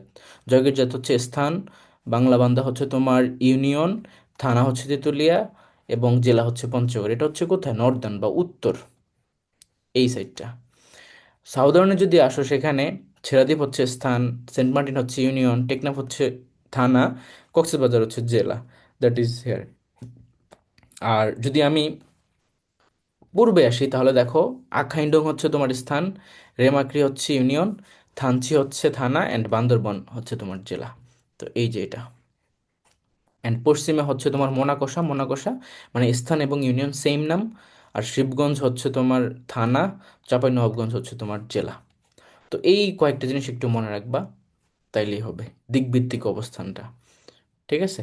আর যদি আমি বলি বাংলাদেশের একদম দক্ষিণবঙ্গের জেলা কোনটা বলো তো, তাহলে হবে এই জেলাটা। আর এইখানে কোন জেলাটা অবস্থিত বলতে পারবা? একদম লম্বা করে উপর থেকে নিচ পর্যন্ত বাংলাদেশের সাতক্ষীরা। এটা হচ্ছে সাতক্ষীরা। সো এটা মনে রাখবা। অনেকে ভাবে যে সাতক্ষীরা এইখানটায়, কিন্তু অ্যাকচুয়ালি না, সেটা কিন্তু একদম লাস্টে গিয়ে কানেক্ট করছে, লম্বা হয়ে একদম নিচের দিকে নেমে গেছে। তোমরা ম্যাপগুলোর দিকে তাকালে কিন্তু অনেক কিছু এমনিতেই পারবা। এখন আসলে যে বাংলাদেশের যে তোমার 32টা বা 30টা জেলা ইন্ডিয়ার সাথে কানেক্টেড, সেই ইন্ডিয়ার আবার এরকম কয়েকটা তো ভাগ আছে, তাই না? তো ইন্ডিয়াতে সেটাকে বলা হয় তোমার কি রাজ্য বলা হয়, প্রভিন্স, প্রদেশ বলা হয়, প্রদেশ। তো ইন্ডিয়ার এরকম 5টা প্রদেশের সাথে বাংলাদেশ তোমার বর্ডার শেয়ার করে। কি কি? এই পাশে পুরোটাই দেখো, এটা হচ্ছে পশ্চিমবঙ্গ, তো এটা হচ্ছে ওয়েস্ট বেঙ্গল। তারপর দেখো তোমার এখানে আছে মেঘালয়, আসাম। তো এই যে মেঘালয়, আসাম। আর এদিকে ভিতর দিকে ঢুকে গেছে, এটা হচ্ছে ত্রিপুরা। তারপর তোমার এখানে মিজোরাম, এই যে নিচের দিকে এটা হচ্ছে মিজোরাম। তো এই হচ্ছে গিয়ে বাংলাদেশের সাথে ইন্ডিয়ার 5টা প্রভিন্স, এটা মনে রাখবা, যে ওয়েস্ট বেঙ্গল, মেঘালয়, আসাম, ত্রিপুরা অ্যান্ড মিজোরাম। তো যদি এখান থেকে কোশ্চেন আসে যে কোনটি নয়, অপশনে নাগাল্যান্ড দিলে তখন সেক্ষেত্রে নাগাল্যান্ড অ্যান্সার, কারণ নাগাল্যান্ড কিন্তু বাংলাদেশের সাথে বর্ডার শেয়ার করতেছে না। আর চিকেন নেকটা কোথায় অবস্থিত বলো তো? চিকেন নেকটা হোয়ার? চিকেন নেক কোথায় অবস্থিত? শিলিগুড়িতে। রাইট, শিলিগুড়ি করিডোর বলা হয় এটাকে, Siliguri corridor. But chicken neck এখন ম্যাপে কোথায় আছে, কোন দিকে আছে, চিনতে তো হবে তোমাকে। উত্তর দিকে হ্যাঁ, উপরে। একদম এই যে এই জায়গাটায়, এই জায়গাটায়, ঠিক আছে, এইখানটায়। মানে এইখানটায় তোমার এই পাশে এইদিকে নেপাল চীনের একটা এরিয়া আছে। তো তুমি যদি দেখো এখানে এটাকে কানেক্ট করা যায়, এটাকে যদি তুমি এটুকু এরিয়া কানেক্ট করতে পারো, তাহলে কিন্তু ইন্ডিয়ার সাথে এই যে পুরা এই অঞ্চল বিচ্ছিন্ন হয়ে গেল। তাহলে এইগুলো সব আমাদের, আবার এদিকে চীনের সাথেও কানেকশন, নেপালের সাথেও কানেকশন। বাট ম্যাপ যিনি করছে তিনি অ্যাকচুয়ালি বাংলাদেশের এরকম একটা বড় সড়ো ধরো যে কানেক্ট করে নেয়। ভারতের এই সব থেকে বেশি ফ্যাসিলিটি দেওয়া হয়েছে আর কি। তারপর চলে আসো বাংলাদেশের ন্যাশনাল অ্যাফেয়ার্সের মধ্যে পড়বো এখন আমরা ন্যাশনাল ফ্ল্যাগ, বাংলাদেশের জাতীয় পতাকা। তো এটার যে পরিমাপ, এটা আমরা সবাই জানি 10:6। এটা প্রথম উত্তোলন করা হয় 2রা মার্চ 1971। এই জন্যই এটা হচ্ছে পতাকা দিবস। বাংলাদেশের পতাকা দিবস বললে কত তারিখ হবে? 2রা মার্চ। কে উত্তোলন করেন এটা? সেটা হচ্ছে তোমার আসম আব্দুর রৌফ, আসম আব্দুর রৌফ। এবং তোমার এইটা এই যে যখন উত্তোলন করা হয় তখন এটার সাথে রিলেট করে আরেকটা কোশ্চেন করা হয়, যে যখন 2রা মার্চে এটাকে উত্তোলন করা হয় সেটা তো ধরো প্রথম উত্তোলন ছিল, এই জন্য এটাই পতাকা দিবস। কিন্তু তার ঠিক পরের দিন আমরা যদি 3rd মার্চে যাই, 3rd মার্চে যাই, এই দিনও কিন্তু একটা ঘটনা ঘটে। এই দিন হচ্ছে সর্বপ্রথম জাতীয় সঙ্গীতের সাথে জাতীয় পতাকা উত্তোলন করা হয়। অর্থাৎ সেদিন হচ্ছে কি জাতীয় সঙ্গীতটাও গাওয়া হয়, একই সাথে পতাকা উত্তোলন করা হয়। তো যদি পরীক্ষায় এইভাবে কোশ্চেন আসে যে জাতীয় সঙ্গীতের সাথে তোমার জাতীয় পতাকা কবে প্রথম উত্তোলন করা হয়, তখন উত্তর হবে 3rd মার্চ। আর প্রথম পতাকা উত্তোলন আসলে সেটা হচ্ছে 2nd মার্চ। কে করেন? S M Abdur Rauf. এটা মনে থাকে যেন। তারপর চলে আসো যে বাংলাদেশের বাহিরে প্রথম পতাকা উত্তোলন করা হয় কলকাতা হাই কমিশনে, পাকিস্তান হাই কমিশনে। অ্যান্ড আমাদের এই যে পতাকা, এটার বর্তমান ডিজাইনার হচ্ছে কামরুল হাসান, অর্থাৎ আমরা এই যে এখানে যে পতাকাটা দেখতে পাচ্ছ এটারই ডিজাইনার হচ্ছে কামরুল হাসান। আর প্রথম পতাকাটা কিন্তু এরকম ছিল না, সেটা অন্যরকম ছিল, সেটার ডিজাইনার ছিলেন হচ্ছে শিবনারায়ণ দাস। আর বাংলাদেশের পতাকার সাথে সিমিলারিটি আছে হচ্ছে তোমার জাপানের পতাকা অ্যান্ড পালাওয়ের পতাকা, আমরা একটু পরে দেখবো এটা ভিজুয়ালি। দেখো এই যে এখানে এই পতাকাটা দেখতে পাচ্ছ, যেখানে বাংলাদেশের মানচিত্র খচিত ভিতরে লাল বৃত্তের মধ্যে, এইটাই হচ্ছে তোমার ভাইয়া, শিবনারায়ণ দাস। হ্যাঁ, কিছু বলবা? আগের স্লাইডে ওই যে অ্যাডপ্টেড একটা ছিল, পয়েন্ট ছিল, ওইটা কি বুঝিনি, এই যে ও, থার্ড পয়েন্টটা। মানে এটা হচ্ছে তোমার কত সালে বাংলাদেশের পতাকা অ্যাডপ্ট করা হয়, মানে এটাকে অফিসিয়ালি বাংলাদেশ তো ধরো তখন অবধি স্বাধীন হয় না, হয়েছে কি বাংলাদেশ স্বাধীন হয়েছে 71 ডিসেম্বরে। এই জন্য 72-এর ঠিক জানুয়ারির দিকে, মানে শুরুর দিকে বাংলাদেশ যখন স্বাধীন হয়েছে তখন এটাকে অ্যাডপ্ট করা হয় আর কি। কথা বুঝছো? বুঝতে পারছি। জি ভাই। আচ্ছা, তারপর চলে আসো, এই তারিখগুলো খুব একটা ইম্পর্ট্যান্ট না, বাট একবার রিডিং পড়বে, এই জন্য আমি আর মার্ক করি নাই। তো এই যে এই পতাকাটা যেটা শিবনারায়ণ দাস করছে, এটার মাঝখানে দেখো বাংলাদেশের মানচিত্র আর আঁকা আছে, তো এটা হচ্ছে শিবনারায়ণ দাস, এটাই কিন্তু বাংলাদেশের প্রথম পতাকা। আচ্ছা, আর বর্তমানে যেটা আমরা এখন দেখি এটা করছে কে, এটা করছে হচ্ছে কামরুল হাসান, যেখানে কোনো মানচিত্র নাই, ডিরেক্ট সবুজ এবং লাল বৃত্ত। তো এটা এই দুটি ইনফরমেশন মনে রাখবার। সিমিলারিটি বললাম আমরা জাপানেরটা এবং পালাওয়ের সাথে, তো জাপানের পতাকা হচ্ছে এটা, এটা হচ্ছে জাপানের। ঠিক আছে, তো দেখতেই পাচ্ছ দুই পাশে সেম জিনিস আমরা দেখতে পাচ্ছি, মাঝখানে লাল বৃত্ত আর সাইডে সাদা, আবার এখানে মাঝখানে হলুদ বৃত্ত আর সাইডে নীল। তো এটা হচ্ছে পালাওয়ের। তো এই জন্য যদি বলা হয় বাংলাদেশের সাথে কোন দেশের পতাকার মিল, সেটা জাপান এবং পালাওয়ের সাথে। আর জাপান বাংলাদেশের কিন্তু দ্বিপাক্ষিক দাতা, বাংলাদেশে কিন্তু অনেক উন্নয়নমূলক কর্মকাণ্ডে বা উন্নয়নমূলক প্রজেক্টে তারা কিন্তু তোমার ঋণ দেয় বা সহযোগিতা বা এগুলো করে, বিশেষ করে তোমার এই যে ট্রান্সপোর্টেশন সেক্টর এগুলোতে বেশি করে আর কি। এরপরের টপিক হচ্ছে তোমার ন্যাশনাল এমব্লেম অ্যান্ড লোগো। তো বাংলাদেশের যে ন্যাশনাল এমব্লেম, এটার ডিজাইনার তাওসেম কামরুল হাসান এবং লোগোর ডিজাইনার হচ্ছে এএনএ সাহা। তো এখানে এটার বিবরণ পড়ার লাগে, বাট আমরা এখন বিবরণ পড়বো না, আমরা অলরেডি জানি এই জিনিসগুলো, ছোটোবেলা থেকে পড়ছি যে এটা নদী, এটা শাপলা, এখানে পাট, এখানে ধানের শীষ, এই জিনিসগুলো আছে। বাট এখান থেকে কোশ্চেন আসে যেটা, সেটা হচ্ছে এই যে তারকা চিহ্ন কয়টা, তো তারকা চিহ্ন কয়টা আছে বলো তো? 4টা। এই 4টা তারকা চিহ্ন, এটাকে এটা দ্বারা রিপ্রেজেন্ট করা হয় বাংলাদেশের সংবিধানের 4টা কার্ডিনাল প্রিন্সিপালকে। ঠিক আছে, 4 কার্ডিনাল প্রিন্সিপালস। তো কেউ একজন আমাকে বলবা যে এই 4টা কার্ডিনাল প্রিন্সিপালস কি কি, বলো, বলো বলো। ডেমোক্রেসি, হ্যাঁ, democracy, correct. Next one. Socialism, socialism, হ্যাঁ কারেক্ট। গণতন্ত্র, সমাজতন্ত্র গেছে, এরপরে? সেকুলারিজম, হ্যাঁ, একটা হচ্ছে সেকুলারিজম আর একটা হচ্ছে ন্যাশনালিজম। ঠিক আছে, এই হচ্ছে বাংলাদেশের 4টি মূলনীতি, এই জিনিসগুলো একটু মনে রাখবো তোমরা, অর্থাৎ গণতন্ত্র, সমাজতন্ত্র, তারপর জাতীয়তা, এরপর হচ্ছে ধর্মনিরপেক্ষতা। তারপর চলে আসো the national anthem of Bangladesh, এই টপিকটাতে। তো এখানে আমরা জানি বাংলাদেশের যে জাতীয় সঙ্গীত, এটা হচ্ছে প্রথম 10 লাইন না হয়েছে, বাট যখন তোমার কোন একটা মিউজিক্যাল ইনস্ট্রুমেন্টের সাথে এটাকে গাওয়া হবে তখন হচ্ছে প্রথম 4 লাইনকে নিতে হবে। অ্যান্ড এটার আমাদের জাতীয় সঙ্গীতের লাস্ট লাইনটা হচ্ছে ওমা আমি নয়ন জলে ভাসি, এটা মনে রাখবা। আর এটার রাইটারকে অবশ্যই, এটা আমরা সবাই জানি, রবীন্দ্রনাথ ঠাকুর। এটার ইংলিশে ট্রান্সলেট করছে হচ্ছে সৈয়দ আলী আহসান। এবং এই যে রবীন্দ্রনাথ ঠাকুর এই গানটা লিখছেন, এটা লিখছেন তিনি কোন প্রেক্ষাপটে, ব্যাকগ্রাউন্ড কি ছিল, সেটা ছিল 1905 সালের বঙ্গভঙ্গ। এই বঙ্গভঙ্গের প্রেক্ষিতে তিনি হচ্ছে এইটা লিখেন, এবং এটাকে সর্বপ্রথম পাবলিশ করা হয় বঙ্গদর্শন পত্রিকাতে। ঠিক আছে, তো এই জন্য তোমরা এই জিনিসটা মনে রাখবা। তারপর চলে আসো যে ব্যাটেল অ্যান্থেম, ব্যাটেল অ্যান্থেম হচ্ছে যে চল চল চল উদ্যোগ গগনে বাজে মাদল, ওইটা। তো এইটাকে লিখছেন, এটার কম্পোজার বা রাইটার হচ্ছে তোমার কাজী নজরুল ইসলাম। এবং এইটা যে মানে কাব্যের ভিতরে অন্তর্ভুক্ত, সেটা হচ্ছে সন্ধ্যা, সন্ধ্যা নামক কাব্যের অন্তর্ভুক্ত, যেটাও তোমার পাবলিশ হয়েছে তোমার শিখা নামক পত্রিকায়। তো এটার প্রথম নাম ছিল, যে নামে প্রকাশিত হয় সেটা ছিল নতুনের গান নামে এটা প্রকাশিত হয়েছিল। তো এইটা আবার কত লাইন নেওয়া হয়েছে দেখো মিউজিক্যাল ইনস্ট্রুমেন্টের সাথে, সেটা হচ্ছে প্রথম 21 লাইন। তো এখান থেকে এতটুকু পড়লেই এনাফ। এখন আসো যে আমরা বাংলাদেশের জাতীয় কবি সম্পর্কে একটু জানবো। সো জাতীয় কবি আমরা সবাই জানি, বাংলাদেশের জাতীয় কবি হচ্ছে কাজী নজরুল ইসলাম। তো দেখো তার জন্ম মৃত্যু সালটা একটু সবাই পড়বা, বাট আমি এটা বলবো না অন্য অন্য টিচারের মতো যে এটা মুখস্থই করতে হবে, কারণ সাল পরীক্ষা ওইভাবে আসে না, কারো ওইভাবে জন্মসাল পরীক্ষা আসে না। আর আসলেও সেটা পারতে হবে না, যেটা আসে সেটা এমনিতেই পারবা, খুব পরিচিত মানুষেরটাই আসবে, আর ইউজুয়ালি আসে না। সো এগুলো লেম টপিক। বাট তুমি তোমার জায়গা থেকে প্রিপারেশন নিচ্ছ, তো প্রিপারেশনের একটা সৌন্দর্য থাকে। তাই কাজী নজরুলের অবশ্যই তুমি জন্মসাল, তারিখ এবং মৃত্যু সালটা জেনে রাখবা, যে 1899, 24 মে, 1976, 29 আগস্ট। কিন্তু তোমাকে সাল যেটা পড়তে হবে বা যেটা মনে রাখতে হবে, সেটা হচ্ছে তাকে কবে বাংলাদেশের জাতীয় কবির স্ট্যাটাস বা জাতীয় কবির মর্যাদাটা দেওয়া হয়। তো এটা মনে রাখবে, এটা হচ্ছে 1972 সালের 24 মে। 72 সালটা স্পেসিফিকলি বেশি গুরুত্বপূর্ণ, এটা মনেই রাখবা, এটা মাস্ট। ঠিক আছে। আরেকটা হচ্ছে তাকে কবে বাংলাদেশের নাগরিকত্ব দেওয়া হয়, সিটিজেনশিপ দেওয়া হয়, সেটা হচ্ছে 1976 সাল। এটাও মনে রাখবা।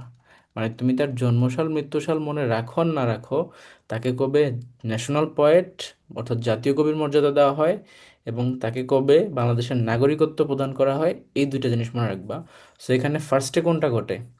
জাতীয় কবির মর্যাদা আগে আসে, সিটিজেনশিপ পরে আসে, তো এটা মনে রাখবা। এটা নিয়ে আমারও একটা মানে প্রথমে মাথায় কোশ্চেন রাইজ করতো যে এটা অ্যাকচুয়ালি এরকম কেন। মানে আমার কাছে ভুলে ফেলতাম যে আগে তো নিশ্চয়ই নাগরিকত্ব দেওয়া হবে তারপর এরকম, কিন্তু না, দেখলাম যে এইটাই এরকমই। ঠিক আছে। আর তিনি মারা যান হচ্ছে 43 বছর বয়সে। তার একটা রোগ হয়, ওই রোগের কারণে আক্রান্ত হয়, তিনি মারা যান আর কি। আচ্ছা, না কি বলছে, এফেক্টেড উইথ ডিজিজ, সরি, মারা তো যান আরো পরে। বাট তিনি 43 বছর বয়সে তিনি ওই রোগে আক্রান্ত হয়। তার রোগটার নাম কি ছিল বলো তো? Peaks disease. Pix disease, right. Pix disease. এটা হলে কি হয়, মেবি মস্তিষ্ক থেকে স্মৃতিশক্তি কমে যায়, হ্রাস পায়, এরকম টাইপের একটা ডিজিজ তার হয়। তারপর চলে আসো ন্যাশনাল মিউজিয়াম। ন্যাশনাল মিউজিয়াম হচ্ছে বাংলাদেশের ঢাকাতে অবস্থিত। এটা ঢাকা মিউজিয়াম পূর্বে নাম ছিল, এবং এটার আর্কিটেক্ট হচ্ছে মোস্তফা কামাল। তো এখান থেকে শুধু মনে রাখার মতো একটাই টপিক, সেটা হচ্ছে যে এটার মোস্তফা কামাল, বাট অতটা ইম্পর্টেন্ট না, তাই আমি এটা অ্যাকচুয়ালি মার্কই করবো না। বাট বাংলাদেশের national monument, this is important. তো এটা এটা হচ্ছে কি, এটা হচ্ছে তোমার সাভারের নবীনগরে অবস্থিত, অর্থাৎ জাহাঙ্গীরনগর থেকে পাড়িয়ে তুমি যদি আরেকটু সামনে যাও নবীনগর, তাহলে হাতের বাম পাশেই হচ্ছে বাংলাদেশের জাতীয় স্মৃতিসৌধ, এটা অবস্থিত। তো এই জন্য সাভারের নবীনগর বলা হয়। A national monument was established in 1982, 16th December. আর এটার আর্কিটেক্টের নামটা ইম্পর্টেন্ট, সৈয়দ মাইনুল হোসাইন। এবং এটার যে উচ্চতা সেটা হচ্ছে 150 ফুট, বা মিটারে হিসাব করলে হচ্ছে তোমার দুইটা মতামত আছে আর কি, তো এটাকে আমরা 150 ফুট এটা মনে রাখবো, এটুকু মনে রাখলে হবে। অ্যান্ড তারপর এটার আরেকটা নাম আছে, বলো তো এটার নাম কি, অপর নাম? সেটা হচ্ছে সম্মিলিত সম্মিলিত প্রয়াস। ঠিক আছে, ভেরি ভেরি ইম্পর্টেন্ট, সম্মিলিত প্রয়াস। আর এখানে তোমার এরকম যে প্রত্যেকটা পিলার বা লেয়ার আছে, প্রত্যেকটা ইয়ে দিয়ে তোমার এক একটা ঘটনা প্রেক্ষিকে তোমাকে ই করা হয়, রিপ্রেজেন্ট করা হয়। যে তোমার মুক্তিযুদ্ধ, ভাষা আন্দোলন, এগুলাকে রিপ্রেজেন্ট করা হয় এক একটা পিলারের মাধ্যমে। তো এটা একটু জেনে রাখবা, যে পিলার গুলার তাৎপর্য আর কি, সিগনিফিক্যান্স, সিগনিফিক্যান্সটা জেনে রাখবা সবাই। তারপর চলে আসো যে ন্যাশনাল পার্লামেন্ট অফ বাংলাদেশ, এই যে এখানে দেখতেই পাচ্ছ বাংলাদেশের জাতীয় সংসদ ভবন, এটা কোথায় অবস্থিত, শেরেবাংলা নগরে অবস্থিত। স্পেসিফিকলি যদি আমরা বলি তাহলে ফার্ম গেট যাওয়ার আগে এই পাশে অবস্থিত আর কি। তুমি যদি এই পাশে রোড দিয়ে যাও, মেইন রোড দিয়ে, ঢাকার এই পাশে রোড দিয়ে, তাহলে ফার্ম গেট যাওয়ার ওই যে ওইদিকে যাওয়া ধরলে হাতের বাম পাশে হচ্ছে তোমার বাংলাদেশের জাতীয় সংসদ ভবন। এটার আর্কিটেক্ট হচ্ছে লুইস আইকান বলা হয়। এটার এরিয়া হচ্ছে 215 একর। সিম্বল হচ্ছে শাপলা। সিট তো আমরা অলরেডি পড়ছি 350টি, এবং 50টা হচ্ছে উইমেনদের জন্য রিজার্ভড। এবং এটার আয়ু বা মেয়াদ থাকে এক একটা সংসদের 5 বছর, এটাকে টেনিউর বলা হয়। টেনিউর মানে হচ্ছে মেয়াদ বা আয়ু। তারপরে আরও একটু ইনফরমেশন দেখবো আমরা, যেটার নাম কি, the house of the nation. এবং এটাতে যে অ্যাসেম্বলি ডাকা হয় সেটাকে ইনভাইট করে কে, প্রেসিডেন্ট ইনভাইট করে। আর একটা পার্লামেন্ট ছিল তোমার খুবই স্বল্প সময়ের জন্য, সেটা হচ্ছে ষষ্ঠ পার্লামেন্ট, মাত্র 12 দিন স্থায়ী ছিল, এরপর ভেঙে দেওয়া হয়। আর এক একটা অ্যাসেম্বলি থেকে পরবর্তী অ্যাসেম্বলির মাঝখানে যে বিরতি টাইম বা ইন্টারভাল টাইম, সেটা হচ্ছে 60 ডেজ বা 2 মাস। এবং present government system in parliament সেটা হচ্ছে কি পার্লামেন্টারি ডেমোক্রেসি সিস্টেম বাংলাদেশে এখন আছে। আর ন্যাশনাল পার্লামেন্টের ভিতরে একটা লেক আছে, লেকটার নাম কি ক্রিসেন্ট লেক, সো এটা মনে রাখবা। অনেক সময় তোমার স্পিকার ভোট দেন, তার ওই ভোটটাকে বলা হয় কাস্টিং ভোট, ঠিক আছে। আবার ফ্লোর ক্রসিং একটা বিষয় আছে যেটা করা যায় না, সেটা হচ্ছে কি যে ধরো তুমি হচ্ছে একটা দলের হয়ে তুমি এমপি মনোনীত হইছো, বাট একটা প্রস্তাবের সময় তুমি বিরোধী দলের হয়ে ভোট দিছো, তখন সেক্ষেত্রে এটাকে বলা হয় ফ্লোর ক্রসিং, যে এক দলের হয়ে অন্য দলের পক্ষে যখন ভোট দেওয়া হয় সেটাকে ফ্লোর ক্রসিং বলা হয় আর কি। আর এটা করা মানে উচিত না, তাহলে তাকে ওই দল থেকে বা তার ইয়ে থেকে অব্যাহতি দেওয়া যায় আর কি। The laws declared by the president, that is indemnity. President যেই আইনের তোমার ডিক্লেয়ার করে সেটাকে ইনডেমনিটি বলা হয়, অর্ধ্যাদেশ বলা হয় আর কি, প্রেসিডেন্টের মাধ্যমে যেটা হয়। আর ল এবং তোমার আইন এবং ইনডেমনিটি দুইটা কিন্তু, অর্ধ্যাদেশ এবং আইনের মধ্যে কিন্তু পার্থক্য আছে। আইন হচ্ছে তোমার যেটা সংসদীয়ভাবে পাশ হয়ে যাবে সেটা, আর প্রেসিডেন্ট যেভাবে ডিক্লেয়ার করবে সেটাকে আমরা অর্ধ্যাদেশ বলবো আর কি। তো দুইটার মধ্যে পাওয়ারের একটা তাৎপর্যের বিষয় আছে। হুইপ, দেখবে যে সংসদে প্রায় হুইপের কথা আসে। তো হুইপের কাজ কি সংসদের শান্তি রক্ষা করে, যে সে তাকে স্লট স্লট ভাগ করে দিবে যে আপনি এতক্ষণ বলবেন। মানে নিজস্ব দলেরই কয়েকজন হুইপ থাকে যিনি কিনা সংসদের মানে শান্তিটা মানে মেনটেন করে, সোজা কথায় বলতে গেলে পিচ কিপ করে আর কি এরকম। রেগুলার মিটিং হয় মন্ত্রীদের, সেটা হচ্ছে সোমবার, প্রতি সপ্তাহে সোমবারে তোমার মন্ত্রীদের মিটিং হয়। এরপরে আরও কয়েকটা টপিক, সাপোজ বাংলাদেশের ন্যাশনাল সিম্বল হচ্ছে কি শাপলা, এবং surrounded by paddy field floating on water, এটা আমরা অলরেডি দেখছি বাংলাদেশের ন্যাশনাল সিম্বলটা। What is the national park of Bangladesh, that is Suhrawardy Udyan. National children park বললে হচ্ছে কি শাহবাগে অবস্থিত চিলড্রেন পার্ক। ন্যাশনাল মস্ক বললে হচ্ছে বাইতুল মোকাররম মস্ক। ন্যাশনাল পোয়েট কাজী নজরুল ইসলাম। গেম হাডুডু বা কাবাডি। ঈদগাহ হচ্ছে কি ঈদগাহ ফিল্ড নিয়ার হাইকোর্ট ওইটা। তারপর ন্যাশনাল মেমোরিয়াল সাভারে অবস্থিত। এই কয়েকটা জিনিস জাস্ট নিজেরাই পড়তে পারো। অ্যান্ড যদি আমরা লার্জেস্ট জিনিসের কথা একটু দেখি যে বাংলাদেশের লার্জেস্ট কী কী আছে, তো এখানে লার্জেস্ট যদি বলা হয় পেপার মিল, তাহলে Karnaphuli paper mill. And iron steel factories বললে হচ্ছে চট্টগ্রাম স্টিল মিল। মিউজিয়াম বললে হচ্ছে ঢাকা ন্যাশনাল মিউজিয়াম। তারপরে জু বললে হচ্ছে মিরপুর জু। আই হসপিটাল বললে হচ্ছে চট্টগ্রামের আই হসপিটাল। জুট মিল বললে হচ্ছে কি আলহাজ জুট মিলস গোপালগঞ্জ। আর স্টেডিয়াম বললে হচ্ছে বঙ্গবন্ধু ন্যাশনাল স্টেডিয়ামের নাম হয়তো চেঞ্জ হয়েছে। ব্যাংক হচ্ছে সোনালী ব্যাংক, বাংলাদেশের সবচেয়ে বড় ব্যাংক সোনালী ব্যাংক। তারপরে সিনেমা হল হচ্ছে মনিহাট যশোরে অবস্থিত। কন্টেইনার শিপ হচ্ছে বাংলার দূত। City Dhaka dam Kaptai dam. তারপরে বিল হচ্ছে চলন বিল সবচেয়ে বড়। ল্যান্ড পোর্ট হচ্ছে বেনাপোল, যেটা কিনা যশোরে অবস্থিত। বাংলাদেশের সবচেয়ে বড় স্থলবন্দর হচ্ছে বেনাপোল, যেটা যশোরে অবস্থিত। আর যশোরে এই বেনাপোল ইন্ডিয়াতে কি নামে ডাকা হয় বলো তো? ইন্ডিয়াতে এই পোর্ট বা স্থলবন্দরটাকে কি নামে ডাকা হয় বলতে পারবা?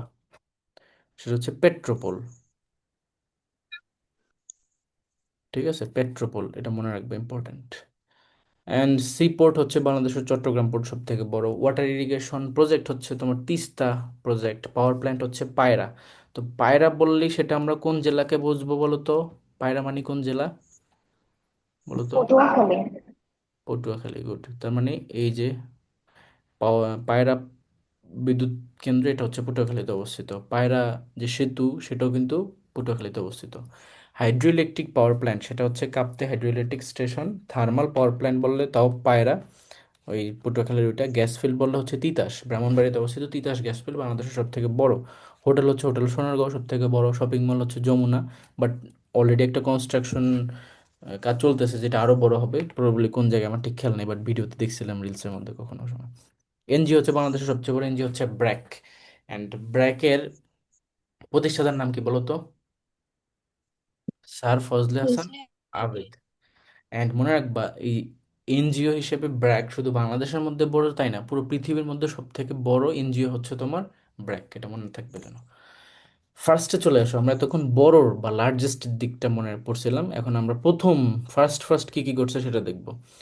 তো এইটা হচ্ছে ওই যে গভর্নমেন্ট যখন ফর্ম করা হয় সেইটা আর কি। তো এখান থেকে একটা জিনিসও পড়ার দরকার নেই, এগুলা এই রেজিমে আর আসবে না কখনোই। চলে আসো এখানে, যে female pilot, that is Kaniz Fatema Roksana, প্রথম female pilot. Head of the army হচ্ছে MAG Osmani. Air force AK Khandakar. Female city mayor ছিলেন Ayat Ivy. Dhaka city mayor Abul Hasnat. Literacy free district Magura. Everest summiter হচ্ছে মুসা ইব্রাহিম। ফিমেল হচ্ছে নিশাত মজুমদার। ইলেকশন কমিশন হচ্ছে জাস্টিস আমজি ইদ্রিস। তো এগুলো জাস্ট নাম নিজেরাই মুখস্থ করতে পারবা। আরও আছে navy warship, actress, flag raise, এটা অলরেডি আমরা পড়ছি। 2রা মার্চ কে করছে? আব্দুর রৌফ করছে। কয়েন ইন্ট্রোডিউস, এটা ইম্পর্ট্যান্ট মনে রাখবা। বাংলাদেশের মুদ্রা সর্বপ্রথম তোমার ইন্ট্রোডিউস করা হয় 4ই মার্চ। এই জন্য মুদ্রা দিবস যদি আসে, বাংলাদেশের মুদ্রা দিবস কবে? সেটা হচ্ছে 4 মার্চ। 2 মার্চ কি দিবস বলো তো? 2 মার্চ কি দিবস? সেটা হচ্ছে পতাকা দিবস। আর 4 মার্চ হচ্ছে মুদ্রা দিবস। গ্র্যান্ড মাস্টার খেলাটা কিসের সাথে সম্পর্কিত বলো? Grand master related with which game? দাবা। চেস। দাবা বা চেস। নেওয়াজ মোরশেদ হচ্ছে বাংলাদেশের গ্র্যান্ড মাস্টার। মিউজিয়াম হচ্ছে বরেন্দ্র মিউজিয়াম, রাজশাহীতে অবস্থিত। 1910 সালে এটা প্রতিষ্ঠা করা হয়। গ্রাউন্ড স্টেশন সর্বপ্রথম হচ্ছে বেতবুনিয়া, রাঙামাটিতে অবস্থিত। ইপিজেড সর্বপ্রথম হচ্ছে চিটাগং ইপিজেড। তারপরে ফার্স্ট গ্যাস ফিল্ড বললে হচ্ছে হরিপুর সিলেটে অবস্থিত। অয়েল ফিল্ড বললেও হরিপুর সিলেটে অবস্থিত। দুইটাই কি সিলেটে? হরিপুরটা প্রথম। গ্যাস ফিল্ড, অয়েল ফিল্ড দুইটাই। এনিমি ফ্রি ডিস্ট্রিক্ট হচ্ছে Jessore. One Islam one district, that is Bhola. Female foreign minister হচ্ছে, আগে ইম্পর্টেন্ট ছিল এখন বাদ। ইকো পার্ক হচ্ছে সীতাকুণ্ড, বাংলাদেশের প্রথম। This is important. এই সীতাকুণ্ডের এখানে যে পাহাড়টা, সেই পাহাড়টার নাম কি? চন্দ্রনাথ পাহাড়। চন্দনা পাহাড়। হ্যাঁ। আর এই চন্দ্রনাথ পাহাড়ের যে ঝর্ণাটা, ঠিক আছে, এটাকে কি বলা হয়? গরম পানির ঝর্ণা। উষ্ণ, গরম তো বলে না, বলে হচ্ছে উষ্ণ। আর বলো তো শীতল কোনটা? শীতল কোনটা? শীতল হচ্ছে তোমার কক্সবাজারের হিমছড়ি। হিমছড়ি যেটা। হ্যাঁ, শীতলটাও লিখে দিই। শীতল হচ্ছে হিমছড়ি, কক্সবাজার। আচ্ছা, তারপর দেখো মডেল থানা হচ্ছে তোমার Bhaluka. Metro rail, Dhaka metro rail. আর যে লেনটা সেটা হচ্ছে 6, এমআরটি লেন 6, মনে থাকে যেন এটার নাম প্রথম। ফার্স্ট টানেল হচ্ছে তোমার বঙ্গবন্ধু টানেল, এখন নাম হচ্ছে কর্ণফুলী টানেল। অ্যান্ড প্রথম ন্যাশনাল ইলেকশন হয়েছে 73 সালের 7ই মার্চ। প্রথম আদমশুমারি বা সেন্সাস, যেটাকে এখন জনশুমারি বলা হয়, 1974 সালে হয়। ঢাকাকে প্রথম রাজধানী করা হয় 1610 সালে, যে যখন নামকরণ কি করা হয়? জাহাঙ্গীরনগর। এই যে আমাদের জাহাঙ্গীরনগর ইউনিভার্সিটি ঢাকার নাম থেকে আসছে, জাহাঙ্গীরনগর। জাহাঙ্গীরনগর ঢাকার নামকরণ করা হয়। কে করেন এটা বলো তো? ইসলাম খান। হুম। খান। আচ্ছা, 1610 সাল। তারপরে দেখো প্রথম শিক্ষা কমিশনের চেয়ারম্যান হচ্ছে কুদরতে খুদা। শিক্ষা কমিশন। প্রথম নিউক্লিয়ার পাওয়ার প্ল্যান্ট কোথায় অবস্থিত? রূপপুর পাওয়ার প্ল্যান্ট, ঈশ্বরদীতে অবস্থিত, পাবনাতে অবস্থিত, যেটা পরিচালনা বা নিয়ন্ত্রণ বা তোমার ধরো হেল্প করতেছে রাশিয়ার রোসাটম কোম্পানি। তো এখানে রূপপুর পাওয়ার প্ল্যান্ট অবস্থিত ঈশ্বরদীতে। ঈশ্বরদী ইজ এন উপজেলা, পাবনা হচ্ছে একটা জেলা। তাহলে রূপপুর কি বলো তো? What is Rooppur? Rooppur is an union. ঠিক আছে, ওই ইউনিয়নের নাম অনুযায়ী এটার নাম দেওয়া হয়েছে। অ্যান্ড এলিফ্যান্ট ওভার পাসে বাংলাদেশ কোথায় অবস্থিত? লোহাগাড়াতে অবস্থিত, চট্টগ্রামের, এটা মনে রাখবা। প্রথম প্যাটার্নাল লিভ দেওয়া শুরু করছে কোন ইউনিভার্সিটি? রবীন্দ্র ইউনিভার্সিটিতে। আচ্ছা, তারপরে তোমার governor of Bangladesh bank, attorney general recognise, বাংলাদেশকে প্রথম রিকগনাইজ করছে কোন দেশ? ভুটান, 6 ডিসেম্বর। এরপরে ভারত করছে। মুভি হচ্ছে মুখোশ, ভেরি ইম্পর্ট্যান্ট। প্রথম অলিম্পিক খেলাতে 84 সালের 23তম আসরে, লস অ্যাঞ্জেলস আসরে বাংলাদেশ পার্টিসিপেট করে। কমনওয়েলথ গেমসে হচ্ছে 78 সালে পার্টিসিপেট করে বাংলাদেশ। কিন্তু তোমার একটা জিনিস খেয়াল করে দেখো, কমনওয়েলথ গেমসে হচ্ছে 78, আর্লিয়ার, আর অলিম্পিক হচ্ছে 84, তার মানে আরো পরে। আর যদি আমি অর্গানাইজেশন হিসেব করি, বাংলাদেশ সর্বপ্রথম কোন অর্গানাইজেশনে পার্টিসিপেট করে বা মেম্বার লাভ করে? সেটাও কিন্তু কমনওয়েলথ, 1972-এর 18 এপ্রিল। তো মনে রাখবা, কমনওয়েলথে যেহেতু তোমার প্রথম সদস্যপদ লাভ করছে 1972-এর 18 এপ্রিল, তাহলে কমনওয়েলথেই গেমসে সর্বপ্রথম পার্টিসিপেশন, দ্যাট ইজ 78-এ। এরপরে গিয়ে অলিম্পিক, সেটা হচ্ছে 84-তে 23তম আসরে লস অ্যাঞ্জেলসের। এভাবে তোমরা রিলেট করে একটার সাথে একটা মনে রাখতে পারো। Participation in world cup cricket, that is in 1999, 1999-তে ওয়ার্ল্ড কাপে অংশগ্রহণ করছে 7তম আসরে। অ্যান্ড ওডিআই স্ট্যাটাস লাভ করে দেখো 97 সালে। টেস্ট স্ট্যাটাস লাভ করে হচ্ছে 2000 সালে। এই দুইটা ইনফরমেশন ভেরি ভেরি ইম্পর্টেন্ট, এখান থেকে আসার মতো এমসিকিউ হচ্ছে এই দুইটা। ঠিক আছে, দুইটার মধ্যে একটা আর কি। আর গ্রেটেস্টের মধ্যে অলরেডি আমরা জানি Zainul Abedin, poet Kazi Nazrul Islam, poetess Begum Sufia Kamal, linguist DMS doctor Mohammad Shahidullah, wood artist Alok Roy, cartoonist Rafiqun Nabi, cinematographer Zahir Raihan, sculptor হচ্ছে ফজলুর রহমান খান। মডার্ন পোয়েট বললে জীবনানন্দ দাশ, সিমার বললে ভোজন দাস, হাইস্ট মাউন্টেন বললে তাজিংডং বা বিজয়। ঠিক আছে, এটার উচ্চতা কত বলো তো? তাজিংডং বা বিজয় পাহাড়ের উচ্চতা এটা উচ্চতা ভুলে গেছি এখন। থাক। হাইয়েস্ট হিল হচ্ছে গারো। এখন বলতে পারো যে ভাই আরো তো মাউন্টেন, মাউন্টেন হচ্ছে তাজিংডং, এটার অপর নাম বিজয় হিল, গারো আবার কি। তো এটা হচ্ছে পর্বত আর এটা হচ্ছে পাহাড়, পর্বত আর পাহাড়ের মধ্যে ডিফারেন্স আছে, ঠিক আছে। তারপর দেখো হাইয়েস্ট বিল্ডিং হচ্ছে কি বাংলাদেশ ব্যাংক, এটা যদিও কন্ট্রোভার্সিয়াল, এটা চেঞ্জ হইতে পারে, কে কোথায় বাড়ি কত একটা উঁচু করে রাখছে বুঝতে পারি। তারপর দেখো হাইয়েস্ট ট্রি হচ্ছে বইলাম, বইলাম গাছটা হচ্ছে সব থেকে উঁচু। লংগেস্ট রিভার হচ্ছে তোমার বাংলাদেশে বর্তমানে পদ্মা, হ্যাঁ। আর লার্জেস্ট আইল্যান্ড বললে হচ্ছে কি ভোলা। পদ্মা বাংলাদেশে কিন্তু এখন সব থেকে দীর্ঘতম নদী। আর পৃথিবীর দীর্ঘতম নদী বললে কি উত্তর হবে বলো তো? হুম, দ্যাট ইজ নীল নদ। আমাজন। অ্যামাজন হচ্ছে পৃথিবীর বৃহত্তম নদী। বৃহত্তম বললে অ্যামাজন কারেক্ট, আর দীর্ঘতম বললে কিন্তু অবশ্যই নীল নদ হবে। আইল্যান্ডে চলে আসো মানে দ্বীপ, ঠিক আছে, দ্বীপ। তো আইল্যান্ড মানে কি piece of land surrounded by water, মানে তোমার চারপাশে যখন একটা ল্যান্ডের চারপাশে যখন তোমার পানি থাকবে তখন সেটাকে আমরা কি বলবো? সেটাকে আমরা একটা দ্বীপ বলবো। ওকে, আচ্ছা। তো the largest delta island forest হচ্ছে Sundarbans, and Sundarban largest island of Bangladesh যদি বলা হয় মানে সেটা হচ্ছে ভোলা।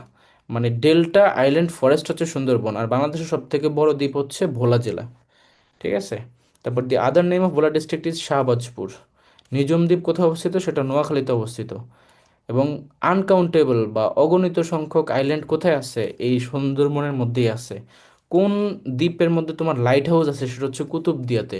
লাইট হাউস কেন? এখানে আগে যখন জাহাজগুলা চলাচল করতো তখন তারা ওই লাইট দেখে বুঝতে পারতো যে এখানে তোমার ইয়ে আছে, মানে এই এই পথ দিয়ে যেতে হবে বা এখানে পোর্ট করতে হবে এরকম। The only hilly island in Bangladesh that is Maheshkhali, এটা পাহাড়ি দ্বীপ। অ্যান্ড তোমার এখানে খেয়াল করো যে সি ব্রেইন কোরাল আইল্যান্ড মানে কি, এখানে কোরাল বলতে কি বোঝে বলো তো? প্রবাল দ্বীপ। তো বাংলাদেশের একমাত্র প্রবাল দ্বীপ হচ্ছে কোনটা? Saint Martin. সেন্ট মার্টিন, এটার অপর নাম কি? নারিকেল জিঞ্জিরা, ভেরি ভেরি ইম্পর্টেন্ট। এটার কতটুকু area? 8 square kilometre. Elephant point কোথায় অবস্থিত? কক্সবাজার অবস্থিত, আমরা একটু পরে দেখবো, একদম ভিজুয়ালি দেখবো যে এটা কোথায়। তারপরে শুভলং ঝর্ণা হচ্ছে রাঙামাটিতে অবস্থিত। রাঙামাটিতে ঝুলন্ত ব্রিজ আছে, সেখানে লেক আছে, ওই লেক পাড়িয়ে যখন তুমি ওইখানে যাবা তখন শুভলং ঝর্ণা পাবা আর কি। তো শীতকালে আমি গেছিলাম ওইখানে ঘুরতে রাঙামাটিতে। তো শীতকালে গিয়ে শুভলং ঝর্ণার কাছে যখন গেছি তখন গিয়ে দেখি টেপ টেপ টেপ টেপ করে কয়েক ফোঁটা জাস্ট পড়তেছে, মানে তেমন কোনো ঝর্ণা বোঝা যায় না। বাট বর্ষাকালে কিন্তু ওইটা আবার খুব ভয়ঙ্কর রূপ নেয়, অনেক পানি ঝরে আর কি। Another name of Purbasha island that is south Talpatti, এটার আরেকটা নাম হচ্ছে নিউমোর, আরেকটা নাম হচ্ছে পূর্বাশা। তো এটা এখন নদীর তলে চলে গেছে, এই জন্য এটা নিয়ে আর তেমন কোনো ডিবেট নেই। এটা নিয়ে ইন্ডিয়া এবং বাংলাদেশের মধ্যে ডিবেট ছিল যে বাংলাদেশ বলে আমার, ইন্ডিয়া বলে তার। আচ্ছা, তো এটা কোথায় অবস্থিত ছিল? হারিয়াভাঙ্গা ইস্চুয়ারি, মানে সাতক্ষীরার হারিয়াভাঙ্গা নদীর ওই মোহনার ওখানে ছিল। চন্দ্রদ্বীপ কিসের পূর্ব নাম? বরিশালের পূর্ব নাম, এটা আমরা সবাই জানি। কিছু চরের কথা আমরা মনে রাখবো, যেমন ভোলাতে অবস্থিত যেগুলো, যেমন চর কুকরিমুকরি, ভেরি ইম্পর্টেন্ট, এটা পরীক্ষায় প্রায় আসে। চর কুকরিমুকরি কোথায় অবস্থিত? ভোলাতে অবস্থিত। এই যে আমার টেলিগ্রামে যে ডিপিটা দেখতে পাচ্ছ না, দেখছো কখনো? আমি যখন ফাইল শেয়ার করি আমার চেহারা দেখা যায় তো নাকি? টেলিগ্রামে যে ডিপিটা নৌকার উপর বসে আছে ওইটা কিন্তু চর কুকরিমুকরিতে গিয়ে তোলা আর কি। এখানে চর ফ্যাশন আছে, চর নিউটন আছে, চর জব্বার আছে, সব ভোলাতে। আচ্ছা, তারপরে আরো কিছু চর বিভিন্ন জায়গায়, যেমন দেখো ভাসান চর হচ্ছে হাতিয়া নোয়াখালীতে অবস্থিত। দুবলার চর সুন্দরবনে অবস্থিত। মুহুরী, এই দুবলার চর কিন্তু বিখ্যাত। কেন বিখ্যাত? এখানে তোমার চিংড়ি, চিংড়ি না কি মাছ যেন খুব পাওয়া যায় অ্যাভেলেবল। হ্যাঁ, চিংড়ি, চিংড়ি শুটকি এগুলো। তো এই জন্য সুন্দরবনের এই জায়গাটা ইম্পর্ট্যান্ট। তারপর মুহুরীর চর হচ্ছে ফেনী। নির্মল চর রাজশাহীতে অবস্থিত। পাটনির চর সুন্দরবনে অবস্থিত। আলেকজান্ডার চর, আলেকজান্ডার হচ্ছে কোথায়? লক্ষ্মীপুরে অবস্থিত। তো এই যে আলেকজান্ডার দিয়ে পোর্ট দিয়ে তোমার এই যে ভোলাতে যাওয়া যায়, অনেকে এখানে যাতায়াত করে আর কি লক্ষ্মীপুরে, নোয়াখালী। আর এখানে দেখো পুরো টেবিল করে দেওয়া আছে সেন্ট মার্টিনের বিবরণ, কক্সবাজার অবস্থিত, নাফ নদীর তীরে অবস্থিত, sea coral island 8 square kilometre, অপর নাম হচ্ছে নারিকেল জিঞ্জিরা। ছেড়ে দ্বীপ কক্সবাজার একদম সব থেকে দক্ষিণ সাউদার্ন মোস্ট আইল্যান্ড এটা। কুতুবদিয়া হচ্ছে লাইট হাউস আছে এখানে। মহেশখালী হচ্ছে তোমার মাউন্টেন আইল্যান্ড, এখানে একটা মন্দির আছে যেটার নাম হচ্ছে আদিনাথ মন্দির, মহেশখালীতে অবস্থিত কক্সবাজারের। সোনাদিয়া হচ্ছে তোমার পটুয়াখালীতে অবস্থিত, এখানে তোমার ডিপ সি পোর্ট নির্মাণ হচ্ছে। আর এটাকে বলা হয় আইল্যান্ড অফ মিরাকল, ঠিক আছে। এখানে মাইগ্রেটরি বার্ড এবং ফিশিং বার্ডগুলো এখানে আসে। তারপর নিজম দ্বীপ কোথায় অবস্থিত? নোয়াখালীতে অবস্থিত। সন্দ্বীপ চট্টগ্রামে অবস্থিত। সন্দ্বীপ হচ্ছে শিপ বিল্ডিং এর জন্য বিখ্যাত। নিজম দ্বীপ হচ্ছে আবার তোমার এই যে বালুয়ার চর, এটার অপর নাম। এবং এখানে সাইক্লোনে একদম সবাই মরে গেছিল 1970-এর, যখন সাইক্লোন হয় সব মানুষ, এখানে অনেক মানুষ মারা যায়। তারপর ভোলা তো ভোলাই, ভোলা হচ্ছে বেস্ট বোলা district island, on the banks of Meghna, the only island in Bangladesh, only island district, largest island in Bangladesh, old name হচ্ছে শাহবাজপুর, এটাকে কুইন অফ আইল্যান্ড বলা হয়। তো অনেক বিবরণ এখানে। মনপুরা দেখো ভোলাতে অবস্থিত, যেখানে পর্তুগিজরা একসময় বসবাস করছিল, মনপুরা দ্বীপটায়। সাউথ তালপট্টি অলরেডি আমরা বলছি সাতক্ষীরা অবস্থিত, এটা হারিয়াবাঙ্গা নদীর তীরে অবস্থিত। ইন্ডিয়ার সাথে বাংলাদেশের কনফ্লিক্ট ছিল এটা নিয়ে, যেটার অপর নাম নিউমুর, আরেকটা নাম হচ্ছে পূর্বাশা। আর এটা ডিসেপিয়ার হয়ে গেছে, দ্যাট মিনস এটা এখন পানির নিচে আর কি, ধরো পানি উচ্চতা বেড়ে গেছে তাই এটা নিয়ে গেছে, চলে গেছে নিচে। তারপরে সি বিচ কোনটা কোথায় অবস্থিত? কুয়াকাটা, তো জানোই পটুয়াখালীতে অবস্থিত। এটাকে কি বলা হয়? Daughter of the sea, DAUGST, আর ডটার অফ দ্য সি, বা সাগর কন্যা বলা হয় কুয়াকাটা বা পটুয়াখালী। কক্সবাজার, কক্সবাজারের টেকনাফ, কক্সবাজার ইনানি বিচ, কক্সবাজার পতেঙ্গা চট্টগ্রামে, পার্কি আনোয়ারা চট্টগ্রামে, গুলিয়াখালী সীতাকুণ্ডে। এই গুলিয়াখালী এটা অনেক সময় পরীক্ষা কোশ্চেন আসে যে গুলিয়াখালী সি বিচ কোথায় অবস্থিত? সীতাকুণ্ডে অবস্থিত। চন্দ্রনাথ পাহাড় হচ্ছে এই, মানে এই সাইড, তুমি যদি এদিক থেকে যাও, ঢাকা থেকে যাও, তাহলে বাম সাইডে চন্দ্রনাথ পাহাড় আর ডান সাইডে হচ্ছে গিয়ে তোমার গুলিয়াখালী সি বিচ। ওকে, তো এখানে দেখো এই যে পতেঙ্গা আমরা দেখতে পাচ্ছি, এটা পতেঙ্গার ছবি, এই যে গুলিয়াখালীর ছবি, কক্সবাজারের ছবি, তারপর ইনানি বিচের ছবি, পার্কি বিচের ছবি, তারপরে সেন্ট মার্টিন দ্বীপ, এই যে দেখো আমরা প্রবাল দ্বীপ বলতেছি, টেকনাফ, নিঝুম দ্বীপ, কুয়াকাটা সি বিচ। তো এই যে কুয়াকাটা কেন বিখ্যাত? যে সানরাইজ সানসেট দেখা যায়, তো এখানে সানের ছবি। তো এই জিনিসগুলো একটু তোমরা সবাই মনে রাখবা, দেখে দেখে ভিজুয়ালি মনে রাখবা। অ্যান্ড হাওরে চলে আসো। বাংলাদেশে লার্জেস্ট হাওর হচ্ছে আকালুকি হাওর, যেটা মৌলভীবাজারে অবস্থিত। এছাড়া আরও কিছু হাওর আছে, বুরবুক হাওর, হেইল হাওর, নিকলি হাওর, টাঙ্গুয়ার হাওর, যেটা হচ্ছে কোথায় অবস্থিত? সুনামগঞ্জে অবস্থিত। তো বাংলাদেশের রামসার সাইট হচ্ছে দুইটা, একটা হচ্ছে সুন্দরবন আর একটা টাঙ্গুয়ার হাওর। আর আরেকটা প্রপোজড আছে, সেটা কোনটা? সেটা হচ্ছে তোমার হাকালুকি হাওরটা, প্রপোজড হাকালুকি হাওর, HAOR। তো এটা হচ্ছে প্রপোজড, বাট এখনো হয় না। তার মানে রামসার সাইট হচ্ছে বর্তমানে দুইটাই। ওকে, কি কি? সুন্দরবন এবং টাঙ্গুয়ার হাওর। বিল হচ্ছে সব থেকে বড় বিল, চলন বিল, যেটা কোন কোন জেলার সাথে কানেক্টেড? নাটোর, সিরাজগঞ্জ এবং পাবনা, তিনটা জেলার সাথে কানেক্টেড চলন বিল। এটার ভিতর দিয়ে একটা নদীও গেছে, যেটার নাম হচ্ছে আত্রে নদী। তারপরে আরেকটা বর্ডার বিল আমরা মনে রাখবো, সেটা হচ্ছে তামাবিল। তামাবিল কোথায় অবস্থিত বলো তো? তামাবিল সিলেট, তাই না? সিলেটে। হ্যাঁ। তারপর দেখো সিলেটে। তোমার ভবদহ বিল হচ্ছে যশোরে অবস্থিত। বিল ডাকাতিয়া হচ্ছে তোমার খুলনার ডুমুরিয়াতে অবস্থিত। এই যে তোমার আড়িয়াল বিল হচ্ছে তোমার মুন্সিগঞ্জে অবস্থিত। তো এই কয়েকটা ইম্পর্টেন্ট বিল প্রমিনেন্ট, এগুলো একটু পড়বা। আর মাউন্টেন অলরেডি আমরা দেখছি যে গারো, এটা হচ্ছে ময়মনসিংহে অবস্থিত, চিম্বুক বান্দরবানে অবস্থিত, লালমাই কুমিল্লা অবস্থিত, আলুটিলা খাগড়াছড়ি অবস্থিত, কুলাউড়া মৌলভীবাজার অবস্থিত, চন্দ্রনাথ হচ্ছে সীতাকুণ্ডে অবস্থিত, হিমছড়ি কক্সবাজারে অবস্থিত, বাটালি চট্টগ্রামে, পাথারিয়া মাধবকুণ্ডতে, নীলগিরি বান্দরবানে অবস্থিত। তো এই যে হিলস এবং মাউন্টেনগুলোর নামগুলো একটু পড়বা, কারণ বিউপিতে এখান থেকেও কোশ্চেন আসে।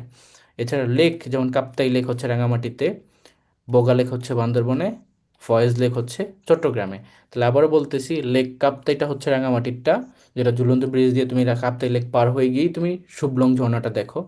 আর বান্দরবনে যে লেক সেটা হচ্ছে বগা লেক, রুমাতে অবস্থিত। অ্যান্ড চিটাগংয়ে হচ্ছে তোমার ফয়েজ লেক অবস্থিত। অ্যান্ড মাধবপুর প্রান্তিক লেক হচ্ছে বান্দরবনে অবস্থিত, এটা পরীক্ষায় প্রায় আসে মাঝে মধ্যে। মহামায়া লেক হচ্ছে তোমার চট্টগ্রামে অবস্থিত, মাধবপুর আছে একটা, এগুলো একটু পড়বা। ভ্যালি, ভ্যালির ভিতরে দেখো মাত্র চারটা ভ্যালি, তার মধ্যে সব থেকে ইম্পর্ট্যান্ট হচ্ছে যে ভেঙ্গি ভ্যালি একটা, হালদা ভ্যালি একটা। হালদা ভ্যালি খাগড়াছড়ি, ভেঙ্গি ভ্যালি হচ্ছে রাঙামাটি। আরও আছে যেমন নাপিতখালী, কক্সবাজার, বালিশিরা, মৌলভীবাজার, এগুলো পড়বা। এবার সব ফরেস্ট সেক্টরে তোমরা রাখবা, কোন একটা দেশের ভালো কন্ডিশন থাকার জন্য মিনিমাম 25% ফরেস্ট থাকা উচিত। তো বাংলাদেশ সরকার দাবি করে আমাদের দেশে হচ্ছে 17 পয়েন্ট সামথিং এরকম আর কি তোমার ইয়ে আছে আর কি, আছে ফরেস্ট এরিয়া, কিন্তু অ্যাকচুয়ালি বাংলাদেশের 10%ও নাই, যেটা রিয়েলিটি। তারপর লার্জেস্ট ফরেস্ট এরিয়া হচ্ছে বাংলাদেশের সুন্দরবন, এটা হচ্ছে একমাত্র ম্যানগ্রোভ ফরেস্ট, এবং এটা সাউদার্ন পার্টের সাথে কানেক্টেড, 5টা জেলার সাথে কানেক্ট করে। এখানে কিছু পয়েন্ট আছে যেগুলোকে ফিয়ারলেসনেস পয়েন্ট বলা হয়, যেমন হিরন পয়েন্ট, কটকা, এলকো আইল্যান্ড। এগুলো কোথায় অবস্থিত? এগুলো কিন্তু সুন্দরবনে অবস্থিত। সুন্দরবনের এই পয়েন্টগুলো ইম্পর্ট্যান্ট। যেমন কটকা নিয়ে এখানে মানুষজন মারা যায়, এই জন্য এটা কিন্তু খুব ভয়ঙ্কর জায়গা। আর এখানে গিয়ে খুলনা ভার্সিটির একটা স্টুডেন্টও মেবি মারা যায়, দ্যাটস খুলনা ভার্সিটিতে একটা স্ট্যাচু আছে যেটার নাম হচ্ছে কটকা, মানে একটা ভাস্কর্য মতো করে কটকা নাম দিছে, Katka point. And elephant point আমরা বলছিলাম যে কক্সবাজার অবস্থিত, এই যে এলিফ্যান্ট পয়েন্ট, আর এই যে দেখো কক্সবাজার, তো এই যে এই জন্য এটা হচ্ছে ইম্পর্ট্যান্ট, উখিয়া উপজেলা কক্সবাজার। তারপর দেখো রাতারগুল সন ফরেস্ট, মেবি আমরা আমাদের লাস্ট পার্টে চলে আসছি। ও না, আরো কিছু আছে, অল্প কিছু আছে। তো দেখো, রাতারগুল সোয়াম ফরেস্টটা থেকে বিউপিতে প্রতি বছরই কোশ্চেন আসে। যেটা কোথায় অবস্থিত? এটা হচ্ছে সিলেটের গোয়াইনঘাটে অবস্থিত। সিলেটের গোয়াইনঘাটে অবস্থিত। এখানে আরেকটা তোমার টুরিস্ট প্লেস হচ্ছে বিছানাকান্দি। এটাও কিন্তু সিলেটের গোয়াইনঘাটে অবস্থিত। তো আমাদের সময় আমরা যখন 20-21 সেশনে বিউপিতে ভর্তি পরীক্ষা দিই, তখন এটা আমাদের এমসিকিউতে আসছিল যে রাতারগুল সোয়াম ফরেস্ট কোথায় অবস্থিত। তো আমি এটা কারেক্ট অ্যান্সার করি, গোয়াইনঘাট সিলেট। আমাদের সময় বিউপিতে কিন্তু ভাইবা হইতো, ফর্মাল ভাইবা। তো ভাইভাতে যখন যাই, তখন আমাকে এটা জিজ্ঞেস করা হয়। আমি এটা ঠিকই পারি যে সিলেটের গোয়েনঘাটে অবস্থিত। এরপরেই তিনি ফার্দার আমাকে এই কোশ্চেনটা করে যে তাহলে বলো তো বিছানাকান্দি কোথায় অবস্থিত। কিন্তু আমি আবার বিছানাকান্দি সম্পর্কে অ্যাওয়ার ছিলাম না। আমি তো পরে মানে বলতে পারতেছিলাম না। পরে ওই যে যিনি চেয়ারম্যান ছিল উনি বলছে ঠিক আছে তুমি জেনে সেটা আমাকে জানাবা, এটা কোথায় অবস্থিত। ও আবার এটা বলে বিছানাকান্দিতে গিয়ে কি সবাই শুয়ে শুয়ে থাকে বিছানা করে। মানে খুব মজা করছে আর কি ভাইবার মধ্যে। তো এইটাও কিন্তু ওই একই জায়গায় অবস্থিত, ওই জন্যই তিনি এই কোশ্চেনটা কি আমাকে রিপিট করছে যে আমি সিলেটের গোয়েনঘাটে রাতারগুল সোয়াম ফরেস্ট অবস্থিত সেটা জানি, তাহলে আমি এটাও জানা উচিত। তো ওই জন্য আমাকে হয়তো এটা জিজ্ঞেস করা হয়েছিল। বাট তুমি যে সবকিছুই জানতে হবে, সবকিছুই পারতে হবে জিনিসটা এরকম না। ভাই ইজ অল অ্যাবাউট প্রেজেন্টেশন, যে কীভাবে তুমি প্রেজেন্ট করো কনফিডেন্টলি নিজেকে। তারপর হচ্ছে রিভার্স অফ বাংলাদেশ। তো বাংলাদেশের একমাত্র তোমার ফিশ ব্রিডিং সেন্টার হচ্ছে হালদা নদীটা, এটা ইম্পর্টেন্ট, প্রায় এমসিকিউটা পরীক্ষায় আসে। হালদা নদী। অ্যান্ড রিভার সিস ইনস্টিটিউট হচ্ছে তোমার ফরিদপুরে অবস্থিত। রিভার রিলেটেড দুইটা তোমার টার্মিনোলজি আছে, একটা হচ্ছে রিভার শিকস্তি আর একটা হচ্ছে পয়স্তি। মনে রাখবা, শিকস্তি হচ্ছে কি যারা ধরো নদী ভেঙে তাদের বসত বাড়ির জায়গা জমি সব ভেঙে নিয়ে ফেলছে, সেটা হচ্ছে তারা শিকস্তি। আবার অনেকেই জানো নিশ্চয়ই যে চর বসে, পলি জমে চর হয়, সেখানে গিয়ে আবার চাষাবাদ করে বাড়িঘর করে সেখানে বসবাস শুরু করে, তাদেরকে বলা হয় পয়স্থি। তো শিকস্তি হচ্ছে যাদের ভাঙছে, পয়স্থি হচ্ছে যারা গিয়া গড়ছে, এরকম।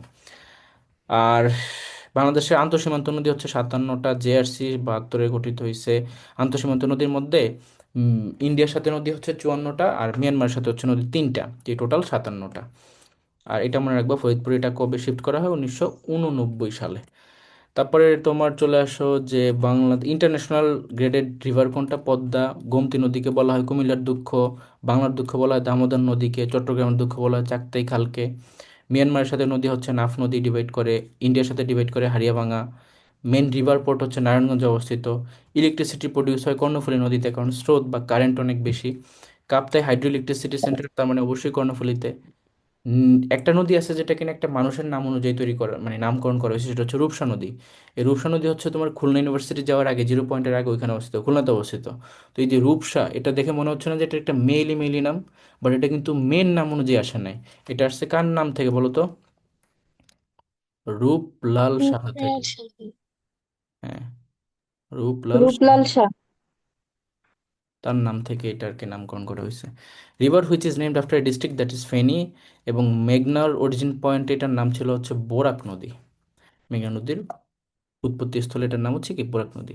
আর নদীর অরিজিনগুলো একটু পড়বা, পদ্মা নদী হচ্ছে গঙ্গোত্রী গ্লেসিয়ার, মেঘনা হচ্ছে নাগামণিপুর হিল, ব্রহ্মপুত্র হচ্ছে মনস সরোবর, কর্ণফুলী হচ্ছে তোমার লুসাই পাহাড়, সাঙ্গু হচ্ছে আরাকান মাউন্টেন, হালদা হচ্ছে তোমার বদনতলি মাউন্টেন, মাতামুহুরী হচ্ছে লামার মাউন্টেন, যমুনা হচ্ছে মনস সরোবর, তিস্তা হচ্ছে তোমার সিকিমের হিলি রিজিয়ন। তো এই প্রত্যেকটাই পড়তে হয়। তারপর চলে আসো মিটিং পয়েন্ট, জাস্ট মিটিং পয়েন্টটা পড়বা, নামটা পড়ার প্রয়োজন নাই। যেমন পদ্মা যমুনা হচ্ছে গোয়ালন্দতে, পদ্মা মেঘনা চাঁদপুরে, কুশিয়ারা সুরমা আজমেরীগঞ্জ, ব্রহ্মপুত্র মেঘনা ভৈরব বাজার, বাঙালি যমুনা বগুড়া, হালদা কর্ণফুলী কালুরঘাট, তিস্তা যমুনা হচ্ছে চিলমারি। এই পার্টটা থেকে এমসিকিউ হয়, এটা ইম্পর্টেন্ট, পড়ে ফেলবা, মুখস্থ করে ফেলবা। অ্যান্ড দেখো একটা বিষয়, সেটা হচ্ছে যে তোমার শাখা নদী এবং উপনদী। তো ট্রিবিউটারি মানে হচ্ছে উপনদী, ব্রাঞ্চ নদী হচ্ছে তোমার শাখা নদী। এখন পার্থক্যটা কি একে একটু আমরা বুঝি। ধরো এদিক দিয়ে একটা নদী বয়ে যাচ্ছে, ঠিক আছে, এখান দিয়ে স্রোত বয়ে যাচ্ছে।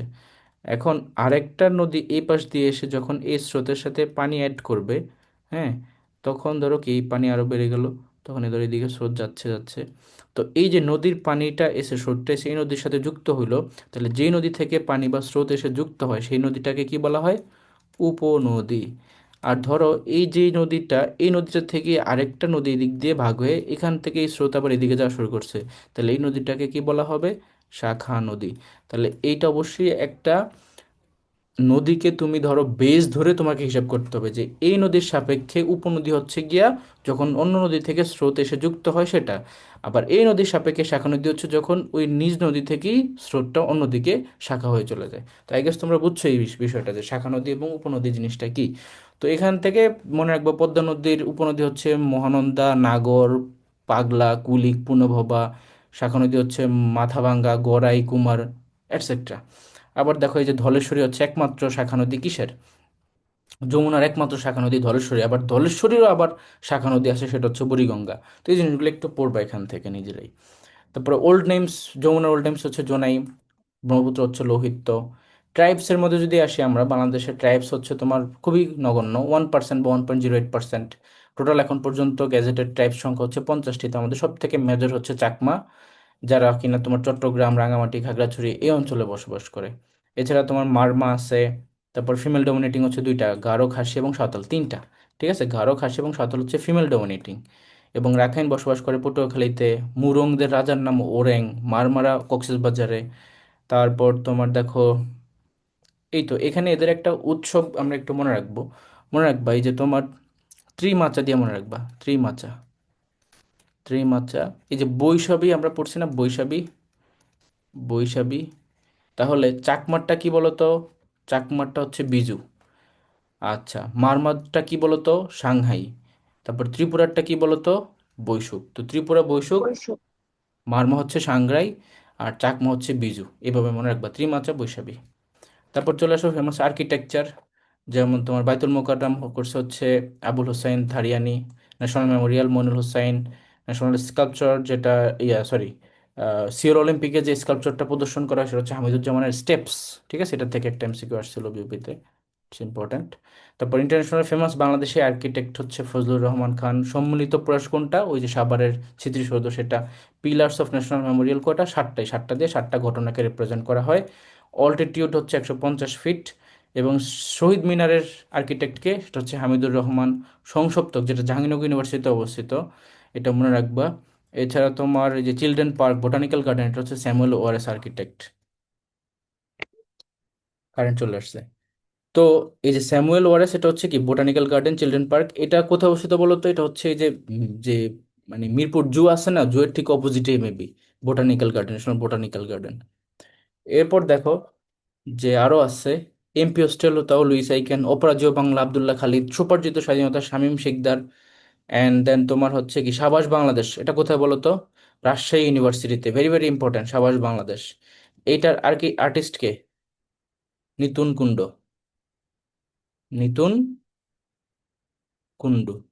পরীক্ষায় কিন্তু এগুলো প্রায়ই আসে। তারপরে দুর্জয় আছে, তোমার মৃণাল হক, মিশুক, হামিদুজ্জামান খান, রক্ত গৌরব রাজশাহীতে অবস্থিত। তারপর রাজস্বিক বিহার হচ্ছে তোমার তাও Mrinal Haque. And then agriculture. So এগ্রিকালচারের মধ্যে দেখো BRRI, এটা কি? এটা হচ্ছে বাংলাদেশ রাইস রিসার্চ ইনস্টিটিউট, যেটা কিনা গাজীপুরে অবস্থিত। তো এরকম গাজীপুরে অনেকগুলা এগ্রিকালচার রিলেটেড অর্গানাইজেশনের সদর দপ্তর। এই জিনিসগুলো একটু মনে রাখবা, সার্চ করে দেখবা নিজেরাই।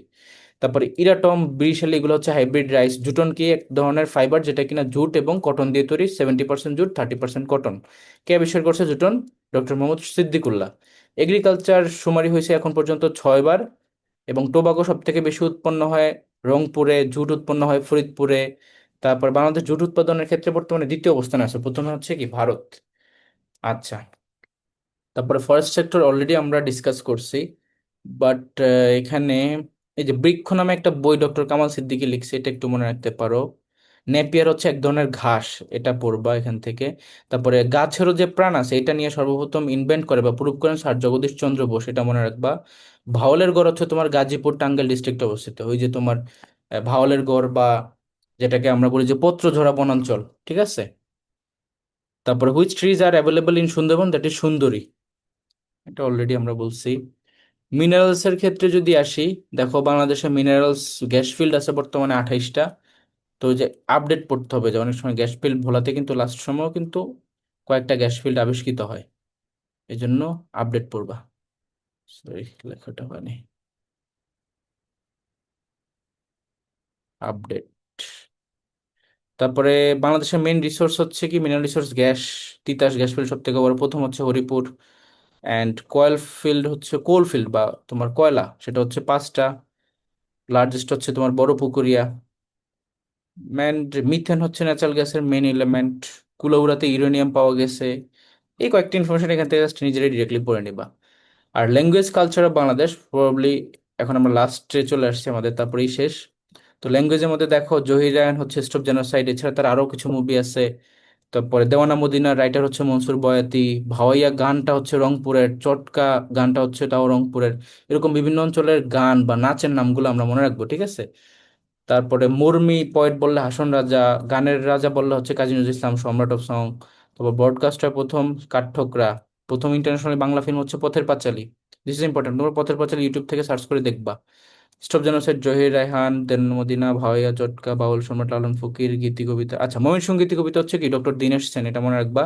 খনার বচন হচ্ছে কি শ্রীমতী খানের এগ্রিকালচার নিয়ে যে অ্যাডভাইস, সেটা এগ্রিকালচার, কৃষি কৃষি বিষয়ক, এটা মনে রাখলেই হবে। অ্যান্ড আমার ভাইয়ের রক্তে রাঙানো এই যে গানটা, এটার তোমার গাফফার চৌধুরী হচ্ছে গীতিকার। তো গীতি গাফফার চৌধুরী, গ দিয়ে মনে রাখা যায়। আর কম্পোজার বা সুরকার হচ্ছে তোমার দুইজন, আগে ছিল হচ্ছে তোমার আব্দুল লতিফ, বর্তমান হচ্ছে আলতাফ মাহমুদ। এই জন্য এটাকে লতিফ মাহমুদ দিয়ে মনে রাখবা। প্রথমকার লতিফ, পরেরটার মাহমুদ, তাইলে এই দুইটাকে তুমি মনে রাখবা যে গীতিতে গীতিকার গাফফার, আর লতিফ মাহমুদের লতিফ মানে আলতাফ, আব্দুল লতিফ প্রথম, আলতাফ মাহমুদ বর্তমান। এইভাবে মনে রাখবা। কমব্যাট সং তো কাজী নজরুল ইসলামের সন্ধ্যা কাব্য থেকে নেওয়া হয়েছে। ফার্স্ট বাংলা ফিল্ম হচ্ছে মুখো মুখোশ, প্রথম যেটা মঞ্চায়িত নাটক সেটা হচ্ছে বাকি ইতিহাস। আচ্ছা, তারপরে ধনধানে পুষ্পে ভরা, এই গানটা কম্পোজ করছে ডিএল রায় বা দ্বিজেন্দ্রলাল রায়। এই যে দুইটা গান ইম্পর্টেন্ট, আমার ভাইয়েরটা আর একটা হচ্ছে তোমার ধনধান্যটা, এই দুইটা গানের জন্য এখানে দেওয়া হয়েছে। এছাড়াও দেখো যদি যে বাংলা একাডেমির পূর্ব নাম, কবে প্রতিষ্ঠা হয়েছে, তারপরে শিল্পকলা একাডেমি, এশিয়াটিক সোসাইটি, এটা হচ্ছে তোমার এস্টাবলিশ করছে উইলিয়াম জোন্স, এখান থেকে বাংলা পিডিয়া আসছে। তারপরে টপ্পা গানের জনক নিদুবাবু, প্রিন্টিং প্রেস হচ্ছে তোমার কি পঞ্চানন কর্মকার, প্রিন্টিং টাইপস আবিষ্কার করছে। দক্ষিণরঞ্জন মিত্র হচ্ছে ঠাকুমার ঝুলি লিখছে। প্রথম বাঙালি ক্যালেন্ডার হচ্ছে ডক্টর মোহাম্মদ শহীদুল্লাহ প্ল্যান করছে। তারপরে কম্পোজার, কম্পোজিশনের পয়েন্ট মনিভট হাসন রেজা। এই তো, দেন শেষ আমাদের। এই যে ক্লাসের ভিতরে দেখো ওভারঅল ম্যাক্সিমাম টপিকই হচ্ছে মুখস্থ নির্ভর, বা তুমি জাস্ট মেমোরাইজ করতে হবে।